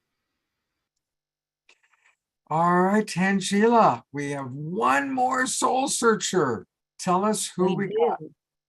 We do, and I'm very excited to be introducing Toni Tirapelli from Universal Power Healing. And Toni is also an amazing healer and guide. She is an intuitive healer, as well as healing artist. She's the founder of Universal Power Healing and practices so many modalities that she's been trained in, and has this direct connect with her universal power to bring through healing of the Heavenly Father, Mother Earth, the angelic realm, ascended masters. And she brings forth this ultimate healing by connecting with your higher self for more information for your complete healing. And she channels angels, she paints them, and she also prints them on healing wraps. I actually have a number of her angels. Toni is always a regular at my psychic and healing fairs in the Bay Area. So for those of you in the Bay Area, if you're coming to Burlingame or San Rafael, Toni will be there. And these are some of her, like this is the Angel of Strength card, which is very powerful, which I actually have been working with for the last few months, really to bring forth strength. And then most recently, Toni was at my Pasadena show, and then I was very much drawn to this awakening angel, which I now have and I've been working with, including with her wrap. So I actually have her angelic, the Angel of Awakening wrap, which it was really interesting because even though Toni is at my fairs often, I'm so busy there, I don't really usually get to go to different people's booths and really look at everything. And Janina, who was working, who works with me at Soul Surge, a lot of you may have been in contact with her. She came up to me and she was like, oh my God. She's like, I just went over to Tony's booth and I had a chance and I put her angel wrap around me and I had the first spiritual experience of my life. And I was just blown away. And that is really the power of your work, Tony, and what you are bringing through and from the angelic realms. Both through your paintings, through your healing work, and just to be able to create these works of art that are so accessible for all of us to have as a reminder and a remembrance, and as a conduit for us to be in constant connection to our guides. So powerful. So Tony, welcome. I'm so overjoyed to have you here with us. And thank you for being here. Just would love to have you share more about you, your work, and of course, living your Dharma as you're doing. And Tony, I do have a request, which is if you could, whoops, we lost Tony. Yeah. I think she might have pressed the wrong button. Oh, there she is. She is. Tony, can you adjust your camera so we can see more of you? There we go. I mean, it's beautiful. Okay. That's awesome. Thank you. Welcome. Welcome. Thank you. Thank you. Thank you. I love being here and I love blessing people. My Dharma, my goodness, I was raised Roman Catholic. So I had that upbringing, which was very interesting. So I always say I'm a recovering Catholic.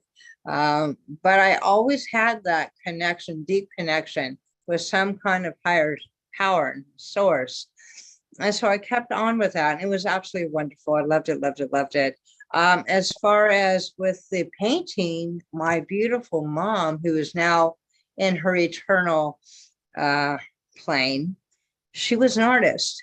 And I used to play piano when she would paint. And I still remember the smell of the beautiful orange turpentine. In fact, I wanted to drink it. And funny, now you can drink it and it's actually healthy. That's pretty funny. She wouldn't be freaking out if I did. Anyway, so I've had that. I had the art when I was very young. I didn't do it. She did. Music, I love. It's for my soul. She used to say, Tony, I have a headache. Can you get rid of it? And I was a kid and I did. And I say, is it gone? Yeah, it's gone. You just made me feel good. I didn't want you to stop.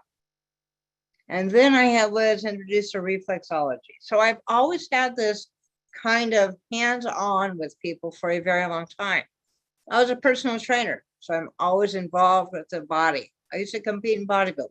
I was a hairstylist and still am. So I've always had my hands on people. I love having my hands on people. So I've used to have people tell me that, oh, I have a stiff neck. Can you get rid of it? And yeah, how can you do it? I just know the body. I never said I was a healer. So I did that and it would be gone. I grew people's hair back and it would be gone, but I never once said I was a healer. I just knew that I could. I just said, I just know the body and I can do this. Fast forward, I was invited to a paint and wine night. I'm like, okay, this is cool. I was on the phone healing someone. As a result, I was late because I was in the angelic realm. I wasn't here on earth. And so before I went in, I said, okay, Mom, I want you to guide me. And Picasso, I want you to guide me. And Michelangelo, I want you to guide me. And, just let me know. Well, I was late.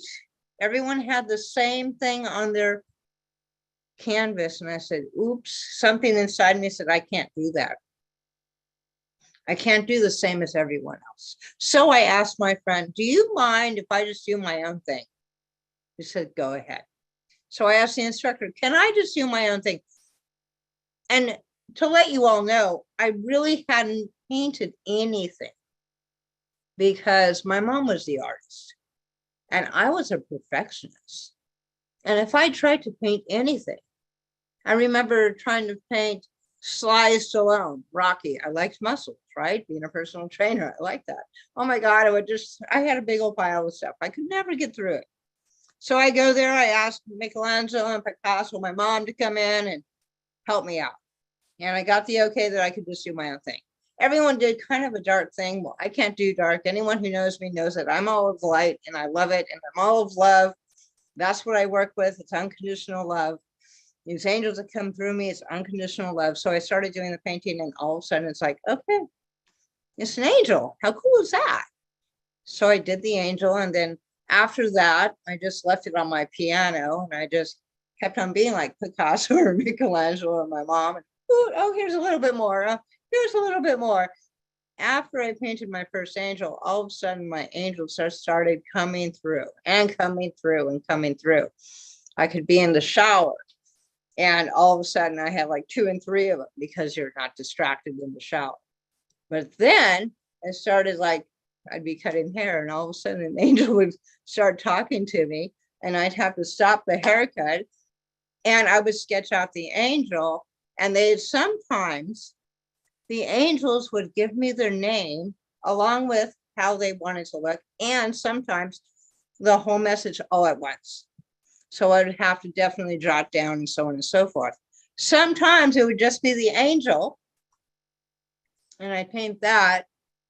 And then during the whole painting process, which is just divine, I lose track. It's probably the same as with the music and the writing of the songs. The 7 years I can get that, because it's like one more thing, and it's so divine. It's wonderful. You cannot push source. You cannot push angels. You can't try and, hurry it up, because it's not your process. It's not you. It's divine. It's the angels. It's source. And it's absolutely incredible. I can be in my vortex painting and lose 4 hours and not know what happened. Every one of them has a blessing that touches your heart and touches your soul. I am guided with absolutely everything that I do. I tell people I'm guided 24/7. Everything that I have, a mug, a print, a canvas, a wrap, came through from the angels telling me that I needed to do this. And sometimes my angels will come through others and tell me that I need to do this. And it's absolutely incredible. And I never question it. I just say, okay, I listen, and I love it. So I invite all of you, listen, when you get that nudge, do not put this in the way. When you get that nudge, just go with it and go forward and be fearless, because it's absolutely amazing. Now with my healing, since I knew I had that, I now bring my angels. So I bring my angels in. I bring the ascended masters, anyone who wants to do it. I have a tree that overlooks my healing room, and Odin, who is a Norse god, is actually in the tree. You can see the patch over the eye, and his chiseled nose and chin is absolutely amazing. So I even bring Odin in. People always ask me, are they archangels? They are so many angels. They're not just the archangels. I deal with the seraphim realm all the way down. I deal with elements. I love working with the elementals as well. It just makes me feel good. Anything that I can do could possibly help you, to possibly help your heart, to possibly help your soul, to take away some of the pain, because I don't like it. I'm an empath and I feel it. And so I want to take that away from people. I want to do whatever I possibly can. So when I am in the presence of someone and I start doing the work, sometimes I even channel. People have said you're psychic. I don't put all those labels. I know who I am. And I like to heal at the deepest level possible. There was one time I had my hands on someone and I felt someone just walk in me. And it was like I was not who I was. And I did the healing work. And I found out it was someone very near and dear to their heart. And the healing was deep. And it changed them profoundly. I'm in gratitude. I always tell people I'm blessed to be a blessing to others. And it's absolutely amazing. And I thank you, Tangia. Thank you for your events. Thank you for your soul search. I just love the platform. I love your heart and soul. You're an incredible being of light. So thank you very much. Thank you, Tony. And thank you so much for bringing your gifts out into the world. And also, I think what's really powerful about the work that you do is you support people in connecting to the multidimensional realms in so many different ways, through the creative expression, through the angel art, through the cards. I mean, I have a candle. Because, again, like people don't, people have their own barriers and boxes that they're in, and you never know what's going to support someone in their opening and their awakening and in their healing. What have you seen come through from your art and from just the different types of work that you do and bring through? As far as what I've seen come through my clients? Yes. Oh my God. I have seen people open up like a flower and totally bloom and be brighter than I've ever seen. In fact, just saying it is bringing tears to my eyes. I have this one beautiful being of light. She is a practitioner, and she's been trying to find this peace within for a long time. And she's been coming and coming. She says, Tony, I've never experienced anyone like you, and it's just great. And she went from just really being shy and quiet to just feeling her own, feeling good again. Her cat even, I've been doing work on her cat. Her cat is even knows me intuitively. When I call, he'll get by the phone, just knows it's me. It's so darn cool. I've had children who happen to have autism, and I put the wrap around them. And I ask them, how are you feeling? And they tell me that their mind is clear and their body is calmer now. This is amazing. I want to get them in schools. I have a history with being in schools. I created a nonprofit for schools.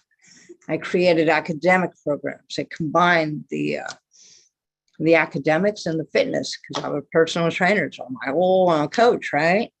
75% growth in spelling and reading and everything else. So now I want to get my wraps in there. Can you imagine getting these wraps in schools and allowing the kids to be wrapped and being able to focus on what they need to focus on?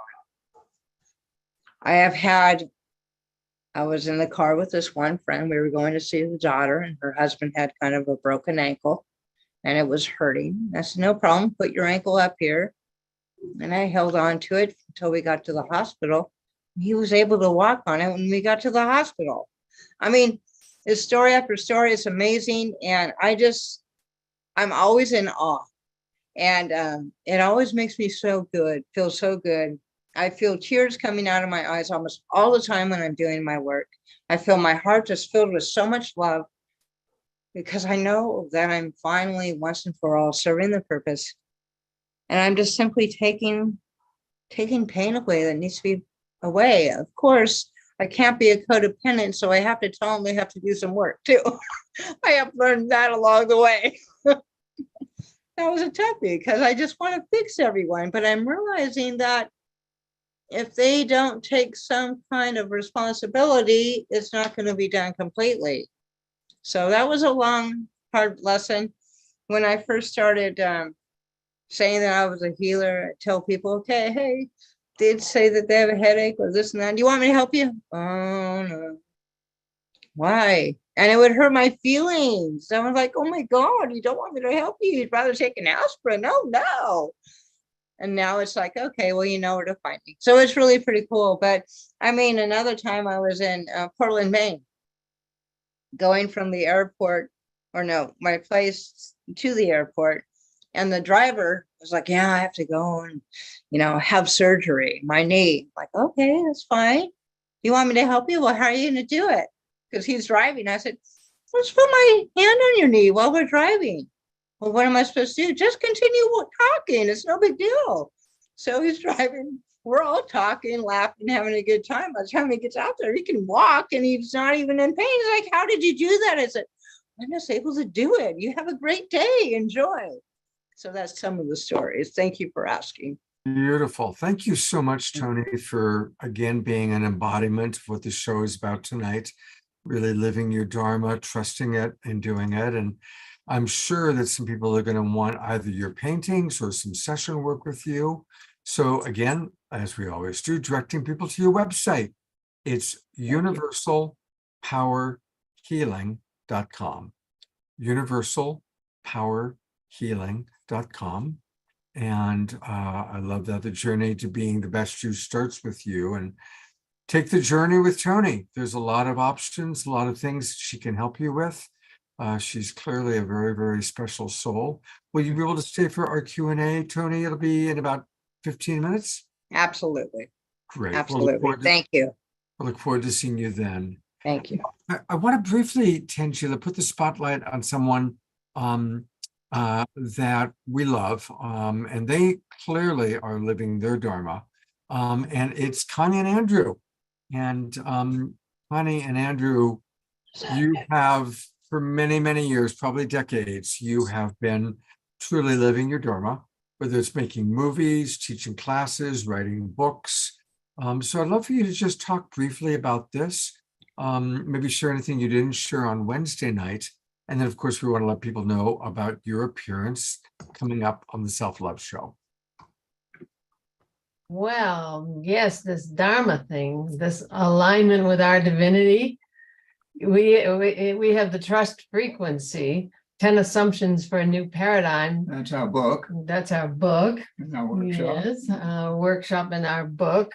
And we give people a construct on the nature of the universe so that we understand the unconditional nature of the love that is all things, that it gives us everything we ask for. So we give people some tools for understanding their vibration, what creates their vibration, their consciousness creates their vibration, and our request to this conscious loving universe. So our work definitely has to do with giving people the courage and that the construct to know that we are in fact loved by a conscious loving universe, and we are that love. So we call it the high road to happiness. Makes that's the difference it makes. Yeah. And our definition of humanity, we have different definitions. Our definitions of humanity is that we are a collection of divine, autonomous, sovereign beings who have chosen to incarnate on earth on our soul's journey to wholeness, alignment with our divinity and our purpose. So we gave an overarching act of free will to the conscious loving universe to take us on this journey. And that's what brings in our dance of souls that we're going to be doing on the Self-Love Show. And that is that we gave permission for the universe to show us those parts of ourselves we love, our light, and our shadow, those parts we don't love yet. So that's a huge flip from victim to beloved, to know that everything happens in our life for us, not to us. Yeah, if anybody's ever felt like they're a victim of circumstance, guess what? Turns out we're actually beneficiaries of circumstances. Circumstances got our back. It's on our side. It directs us. It guides us. Whoa, that's different. Because we promised to bring a gift to the party, and all of creation is awaiting that gift. That's what everyone's been speaking about. And they've given so many tools here tonight.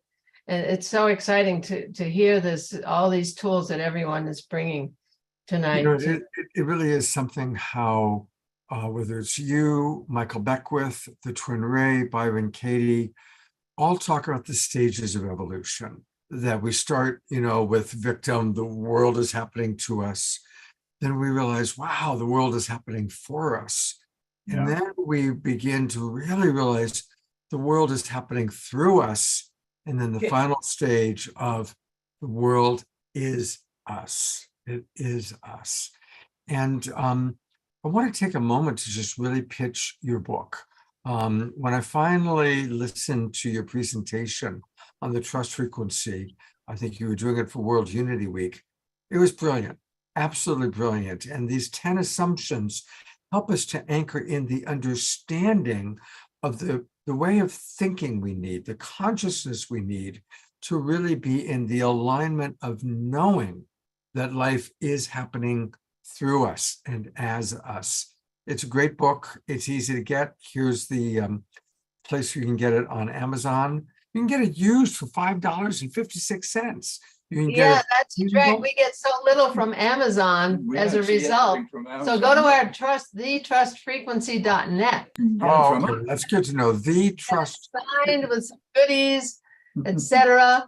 So, and you can explore our course, the Dance of Souls course on our website, thetrustfrequency.net. I got it. Here it is. So welcome to the Trust Frequency. So everybody, I'll put that in the chat box. But for those of you watching on Facebook, thetrustfrequency.net. And I love when people I love are coming together, and you are going to be on the Self-Love Show. And a reminder for everybody, you all know we have Awakening World Wednesday night, Saturday night, Sunday morning, but also there's the Self-Love Show every Thursday morning with our beloved Trish Wright and her partner, Dawn. And it's funny how it's Trish Wright and Dawn Light. It rhymes. And they have this beautiful self-love show every Thursday morning, 10 a.m. And you are going to be their guests next Thursday. So let's definitely catch Connie and Andrew on the self-love show. And really, just as you've got the Awakening World programmed into your calendars, everybody, or hopefully you all do, please add the self-love show. And so, Connie and Andrew, love you guys so much. Any last thoughts? No. What a beautiful show. And Kristen, oh, thank you. Wow, wow, wow. Looking forward to Wednesday night. Yeah. Yeah. There she is. And trust the loving universe with bold, committed action. That's the Dharma piece. That's the do it, just do it. You know, the instructions from the divine right through Madison Avenue. Just do it. We are one. We are one. We are one. Oh, yeah, yeah. Oh, yeah, yeah.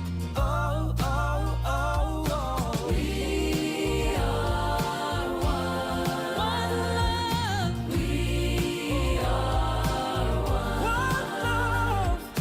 We are one love, yeah, yeah, one love, one love, one love, one love, one love, one love, one love. Yep, it's Global Peace Tribe announcements time. And the first announcement is, you know, it's interesting how life goes. Kristen Hoffman has on many occasions partnered with Cornflower. They met through the Global Peace Tribe. They then have done, I think, 5 or 6 concerts together. And Cornflower is on tour. Now, you know, he's been living on the East Coast, but he is coming to the West Coast. So I really want to encourage everybody here in California, and I know probably at least a third of our viewers are California people. He's going to be doing events in Mountain View on June 12th, in Oakland on June 14th, at the Summer Dance Camp, the big annual Summer Dance Camp on June 15th. And then I've got to go to a different place he's going to be in San Rafael on June 18th. And so I know I'm going to do my very best. Now, his San Rafael gig, as fate would have it, is going to be the same time that we have our Sacred Sunday show. It starts, the Sacred Sunday show is always at 10 o'clock. He comes on at 11 o'clock in San Rafael. So that's a little bit of a bummer. But if you go to cornflowermusic.com, that's where you can get all the information about his upcoming tour. Let's all go see Cornflower here in California. So that's something that's very exciting. I also want to just turn things over now for a moment to Tangela. to tell us more about Soul Search. Sure. Well, thank you, Scott. And thank you, everyone, for tuning in today. I love seeing everyone's comments about all of our incredible Soul Search guests, all of the healers and channelers and everyone that we've had on tonight. And you can connect with all of them on Soul Search. And Soul Search, of course, we are an online platform and community to bring forth transformation and healing to the world, supporting people in connecting to their highest self, and also creating community together so that people can really connect to communities of spirit and really bringing together soul family, which is what we're doing together during this time. And we're doing it online. And we also do it through all of our in-person events, which you've heard about all throughout the show.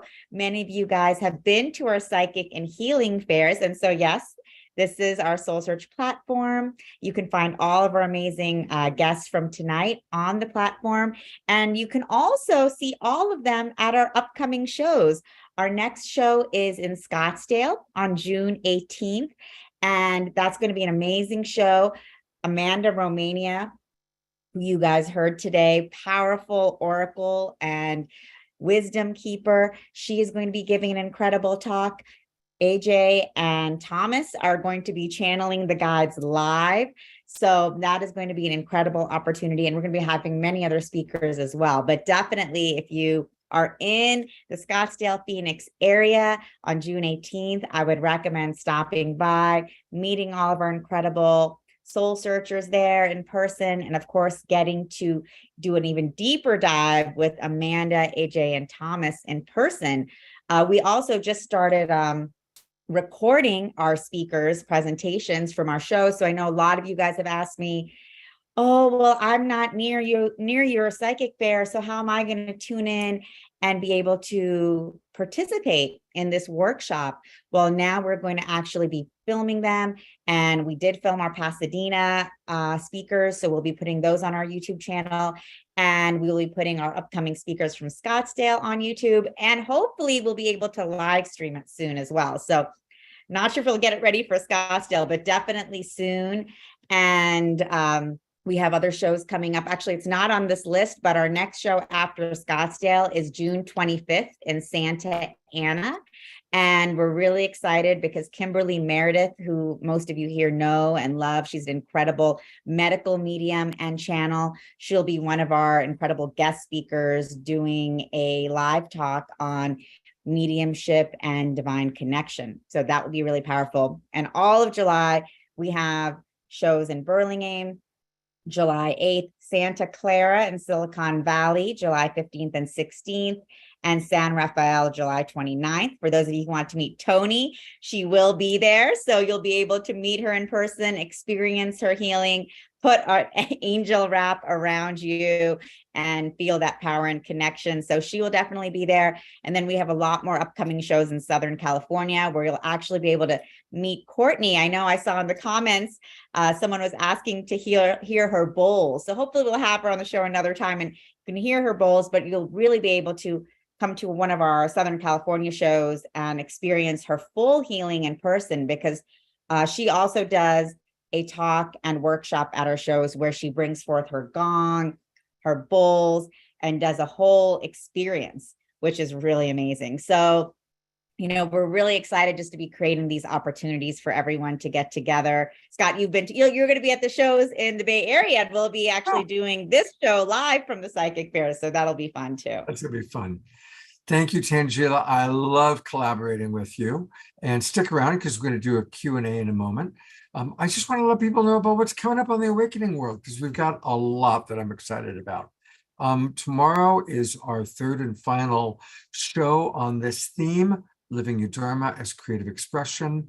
And you're going to love our guests. We've got Rama, Alexander, and Pops Mohammed, all coming in from Europe. And they are all remarkable artists. And Alexander actually runs a very large organization for artists. And they sent me an agenda. They put together their own show.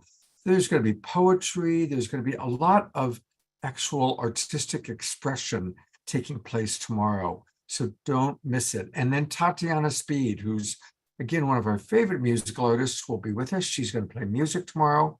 So tomorrow's going to be a very wonderful show for just receiving music and poetry and creative expression. Now, Wednesday night's show, I really want to ask everybody to invite as many people as you know, because it's an important theme and we've got a very special guest. On Wednesday night, we're going to be honoring and celebrating Juneteenth. Juneteenth is when our world celebrates the true end of slavery. And it is a very important holy day that's just now really beginning to become something that people outside of the Black community celebrate. And we've got an amazing group of people. All of these people are going to be joining us live. My co-host is Antoinette Hall, along with Trish, who always co-hosts on Wednesday nights. Omashar will be with us.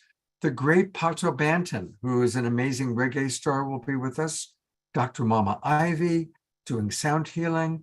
Piper Dellums, who's a dynamic speaker.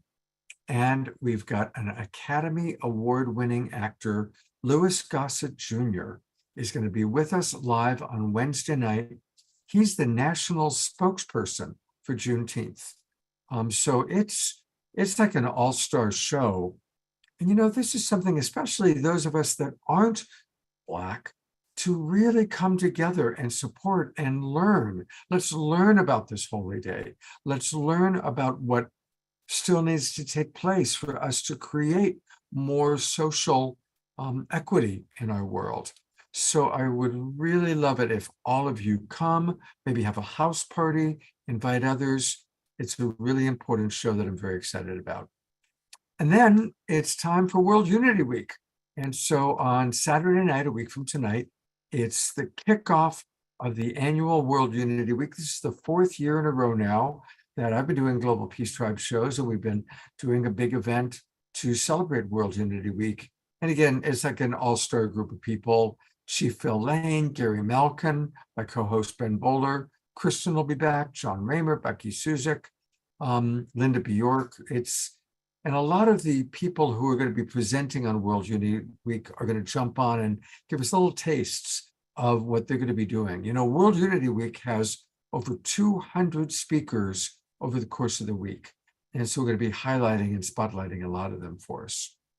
And then finally, the last thing I want to present tonight is what we're going to be doing on June 18th. I'm going to be collaborating with Chief Phil Lane and several Indigenous elders, Chief Reuben George, Diana Longboat, Donna Johns, Adriana Alvarez.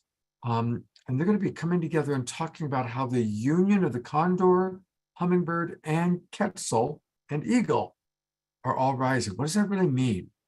How are the indigenous people of North and South America coming together to really bring forth this prophecy of unification?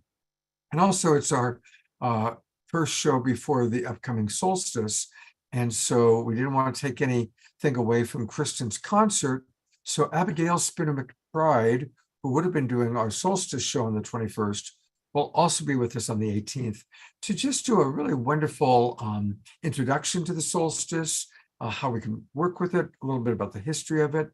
So we'll be celebrating the solstice and the coming together of these tribes. So that's what we've got coming up on the Awakening World.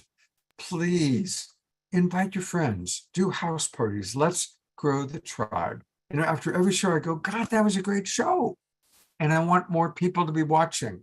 And I need your help in getting more people to watch. So please, whatever you can do to get more people going. Okay. Let's bring up Tangela and our presenters. And that's going to include Omashar, because people might have questions for our beloved brother, Omashar.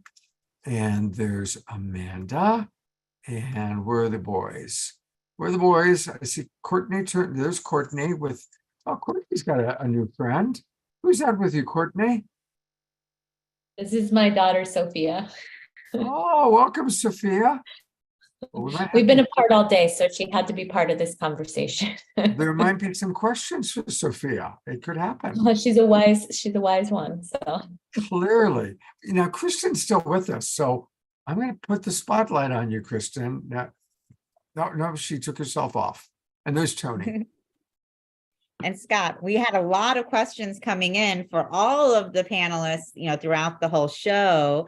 So, we couldn't catch all of them. We didn't have enough time. So if one of you all would like us to, really present that question to our panelists, please drop it back in the chat.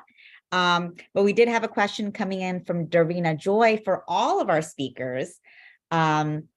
She asks, thank you to all amazing speakers, guests, channelers, and healers for the amazing sharings tonight. Question, what advice would you give to those who feel that they are still searching for their life purpose and not living their true Dharma yet, despite and beside living fully in the present and doing their best and being their kindest? So there's a beautiful Which of question. you feel especially inspired for that one? Raise your hand. Okay, let's go to the guys, AJ and Tom. But it's interesting. One of the things the guides say a lot is that we kind of get focused on this incarnation rather than all, and we keep sort of feeling like, oh, I'm running out of time, right? I've only got a limited life is short, I only have this limited time. And I think you have to really trust the timing. I didn't start channeling until I was 50. And I can think, oh my goodness, why did it take so long and why is it late? So like asking the question, why did the album take 7 years, right? Because that's the perfect timing. That's exactly when it needs to happen. So I'd encourage you just to trust that the timing is divine. And the message from the channels today was to step into your light. Often we chase those things that are external to us, or what society thinks, or, what we should be doing. And so, often through the channelings that come through to clients, they say, develop a practice, develop a relationship with us, start a conversation, because we're here from you. We're never separate from you. We're always present. And when you step into your light, when you go into your meditative space, the answers will come. And as you find that alignment, everything will start falling at your feet. There's no doing, there's just allowing. Beautiful. And Tony, I noticed that you had also raised your hand. Would you like to add something to what the guys just said? I don't know. I don't know how that happened. So that's a common question I get from a lot of people. How do I figure it out? And the thing that I really believe is most people have to drop into their heart and soul. If you're trying to think too much about it, you're not going to get it. You won't. You will not. That is in the way between source and the information.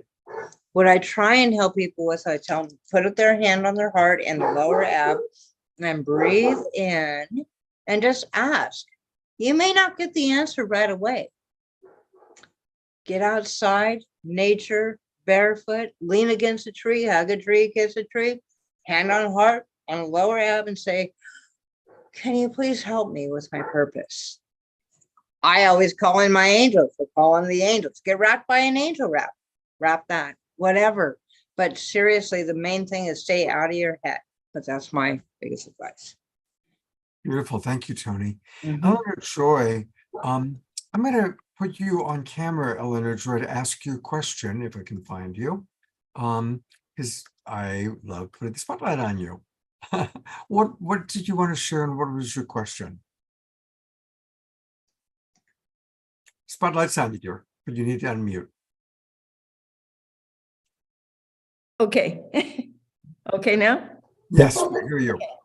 So I've got this little heart condition and whatnot, and the energy was so strong that I had to push away back. And I just felt very compromised in my heart. And it was, I don't even know how to describe it. It was very pulsating. And I just wondered if they had any comments. And who was that for? The two men. Okay. Yeah, thank you for that. And I'm sorry for that because No, we really believe that all energy can be directed towards healing. But we do understand that the energy can be very intense.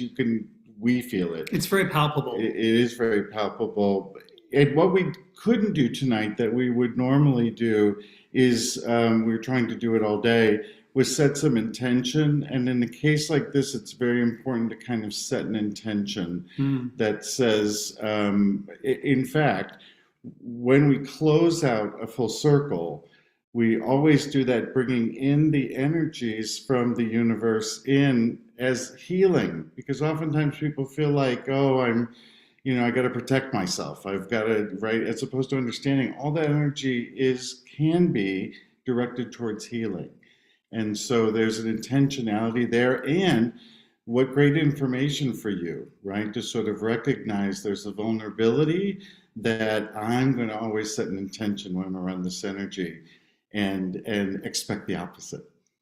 Absolutely. And, when we do normally our formal online conversations with Source, with groups, or our one-on-one sessions, we take people through a guided meditation so that they can meet and be with the guides and assimilate with that energy because it's so strong.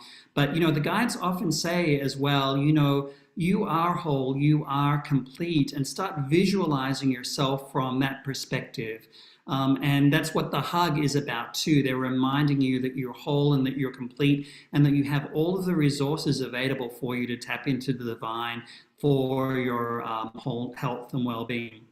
We're going to send some healing energy tonight too. Yeah. Thank you. I appreciate that. And I'm very used to energy work. I've been in the field for 33 years now or so. So it's not new to me and I wasn't scared, but I was very aware of how intense the energy was for me. Thank you. Thank you for sharing. Thank you. Yeah, and AJ and Thomas, Ayada also commented, I found the energy very intense as well. I actually had shivers at first. And a few people had asked earlier in the chat, did you know who the guides were that were coming through during your channeling? I just tell a wonderful story about that if I can, because we get that as the most common question. What's the name? What's the name of my guides? Who are the guides? Who are you talking to? Who are we talking to? And the guides always give the same answer: we don't care. And why they don't care is because they are of universal mind, and we are evolving towards oneness. Identity, what we think is very human, and we think it sort of comes with the package, and it comes with the package only where we are developmentally. Identity separates. It always does. So my name is Tom, and that immediately separates me from everyone not named Tom, right? And so I think the guides often make the point that they're saying, we want you to feel our energy and not try to find a personality. We've also, and I can tell you, I've experienced this too, that when I'm sort of like, oh, I'm talking to Raphael, then I suddenly create this box around all my imagery about Raphael. And the truth is, I may be having experience that says, oh, he relates to angels, I'm going to present as an angel because that he'll feel better. He won't scare him, right? And so I think with that understanding, we sort of understand that we don't need to know your name. We know you. And you're me. Thank you. And I know, Courtney, you also had your hand raised to answer the first question. So did you want to pop in and join us to answer that first question that came through? Well, what just came to me was that my initial answer to those questions is also tap into your intuition. But what I've discovered along the journey with coaching people is that sometimes that's not so easy. And that sometimes people have a really tough time identifying what their truth is or who they are. And so then how they let that shine, right? And it took a long time, like several years, where I would just I felt like I was banging my head against a wall with friends, like, well, what is thing? And it can be difficult for people to access that. And so accessing it for me is being in nature, as with a lot of people here, I'd imagine, and doing things like that align with those vibrations.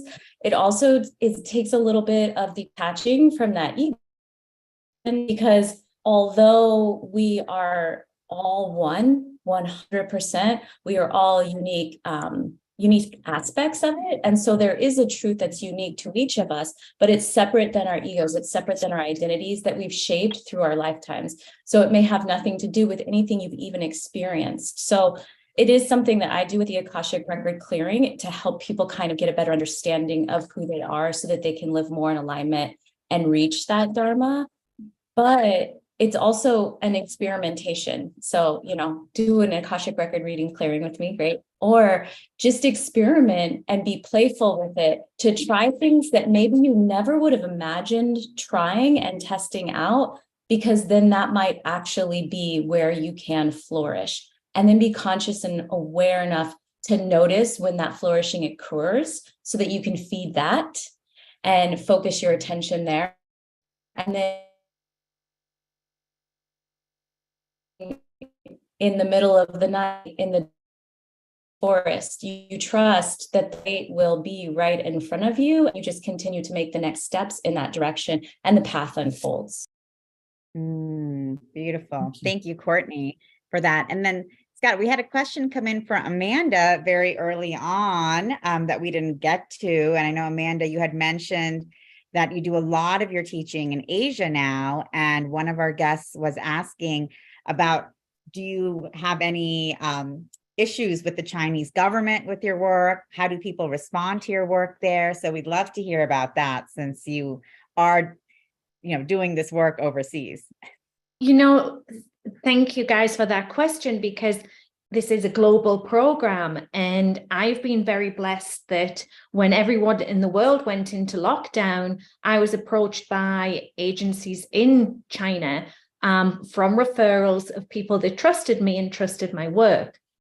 And what I found was that if I stayed in my heart, in light, like Miss Tony was saying, that you're holding a frequency, it doesn't actually reach into your realm or your work.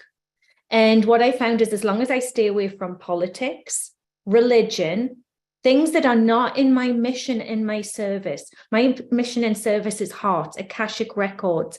I pulled some cards while you guys were talking. Clarity and ancestors and the earth. And as long as I stay in my lane, what I'm doing is I'm in that new reality, that fifth dimension. And everyone on the line here, you're stepping in your part of that. I was in Israel in April, and I was with my Chinese students. And we were there during the 3 big holy festivals, and people were sending me videos and information. And that was not my reality. I was surrounded by families and children and prayer and people celebrating peaceful aspects. So that's how I navigate it. That's how I get through temples and pyramids. That's how I get through Central America into South America. It's one of those skills of navigating from intuitive gifts. So you keep yourself safe and grounded. You don't check out, you stay focused. I call it money tickets passport. And you be very, very respectful of their culture. So, we're having this whole evolution of learning about ourselves in the United States. I was born in England. I've been here for 10 years now. I'm a United States citizen. So the fact that I'm able to go into these homes in Asia and they're all on video like this. Some days I'm traveling on the Beijing subway, or I'm having a meal with a family in Shanghai because they've forgotten that their video is there. And I'm so blessed that they let me into their worlds, and I just help them move through the stuff, the heart, the love. I'm very blessed. So yes, stay away from religion, stay clear of politics, and just have an open heart. Beautiful. All right. I think we've heard from everybody except for Omashar.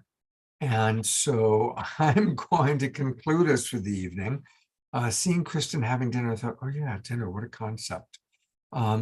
So it's been a beautiful, beautiful show. Thank you, Tangela. And Tangela and I will be back again. We're doing 2 or 3 shows together in July, coming from psychic fairs. So that's going to be a lot of fun. And let's go to Omashar for his closing thoughts, and I'm guessing perhaps a song. You know what, Mike? I have no thoughts anymore. I find that I feel much more content when I'm just sitting in my heart. I don't have to think. And so with that, my song is going to speak for me, and it's called This Heart of Mine. And that's it's a gentle one.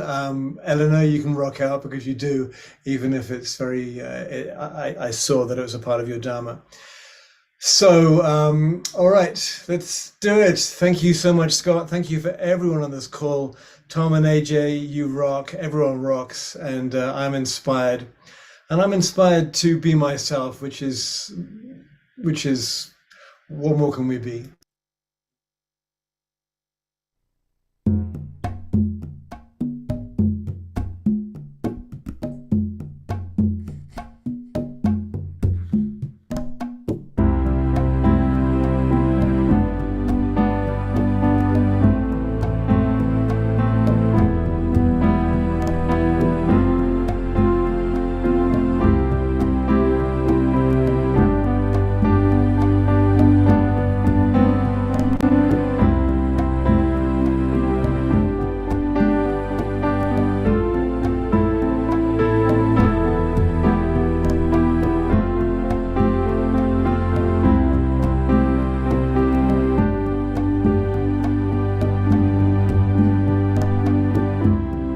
Hope springs eternal in this heart of mine, learning surrender, learning to fly, knowing you're with me, my invisible friend, loving me onwards,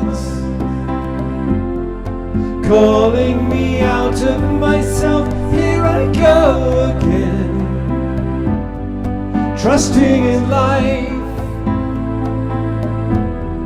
All of the tears I've cried, clearing the way. All that's been said and done is turning to dust. And now that I'm here again, I will sing praises to the maker of my life.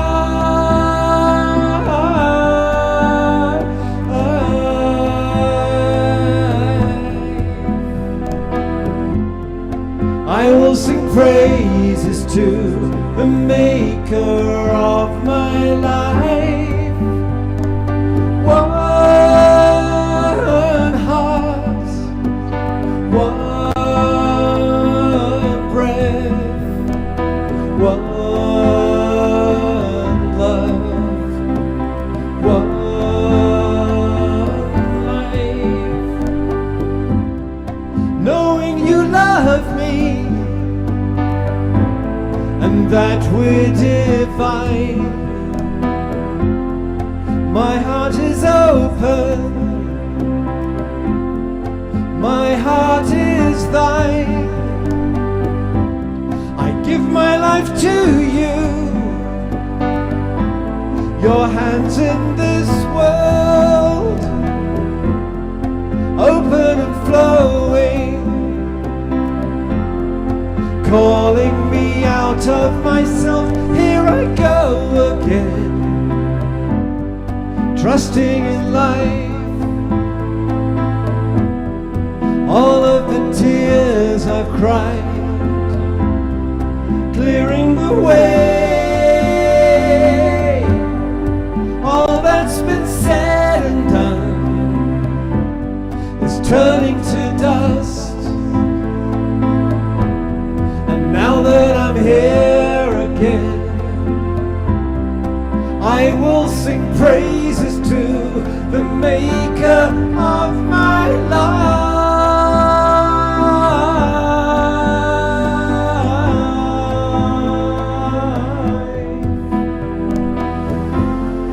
I will sing praises to the maker of my life. One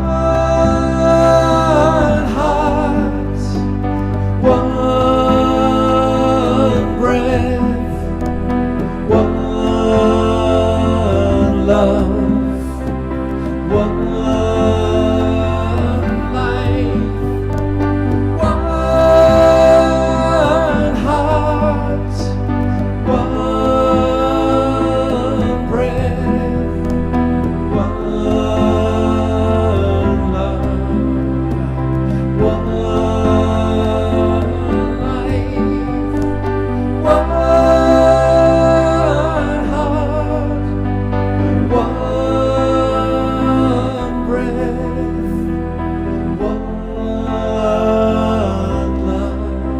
love, one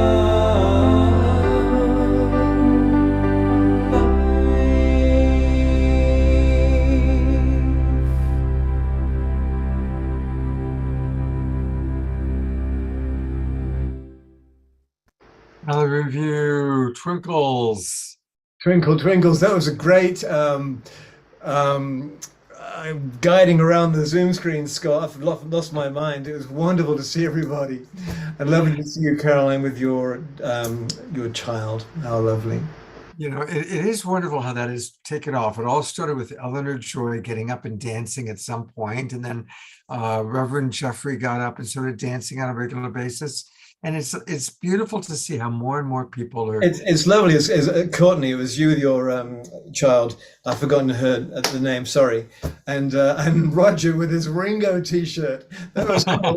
And the Sedona background. The Sedona background. But actually, Mr. Starr is doing a concert, I think, somewhere in Colorado soon. So, yeah. It was Ringo Starr all-star band last night in Lincoln, California. Was it right? Did you go to that? Yep. Oh, that's a great concert to have gone to. It was awesome. Where are you? I'm trying to find you. I'm right here in there. I am right here. There you are. Okay, gotcha. Yeah. We're out in the backyard right now. So, oh, fantastic. Well, so it's still light where you are. Yeah. Well, kind of, sort of. I changed the background, so. Oh, well, thank you, Roger and Bonnie, for bringing a little Ringo energy to the show. Yeah. Peace and love. Peace and love. Absolutely. Peace and love. All right. Well, thank you, everybody. It's been quite a show. And I sure hope you'll all join us tomorrow for our Sacred Sunday show. And let's really have a big audience for Wednesday night. Let's all celebrate Juneteenth. It's important. I look forward to seeing you tomorrow morning. Have a beautiful evening. Get a good night's rest. And thanks again. I'm going to go to gallery view. Everybody can say goodbye.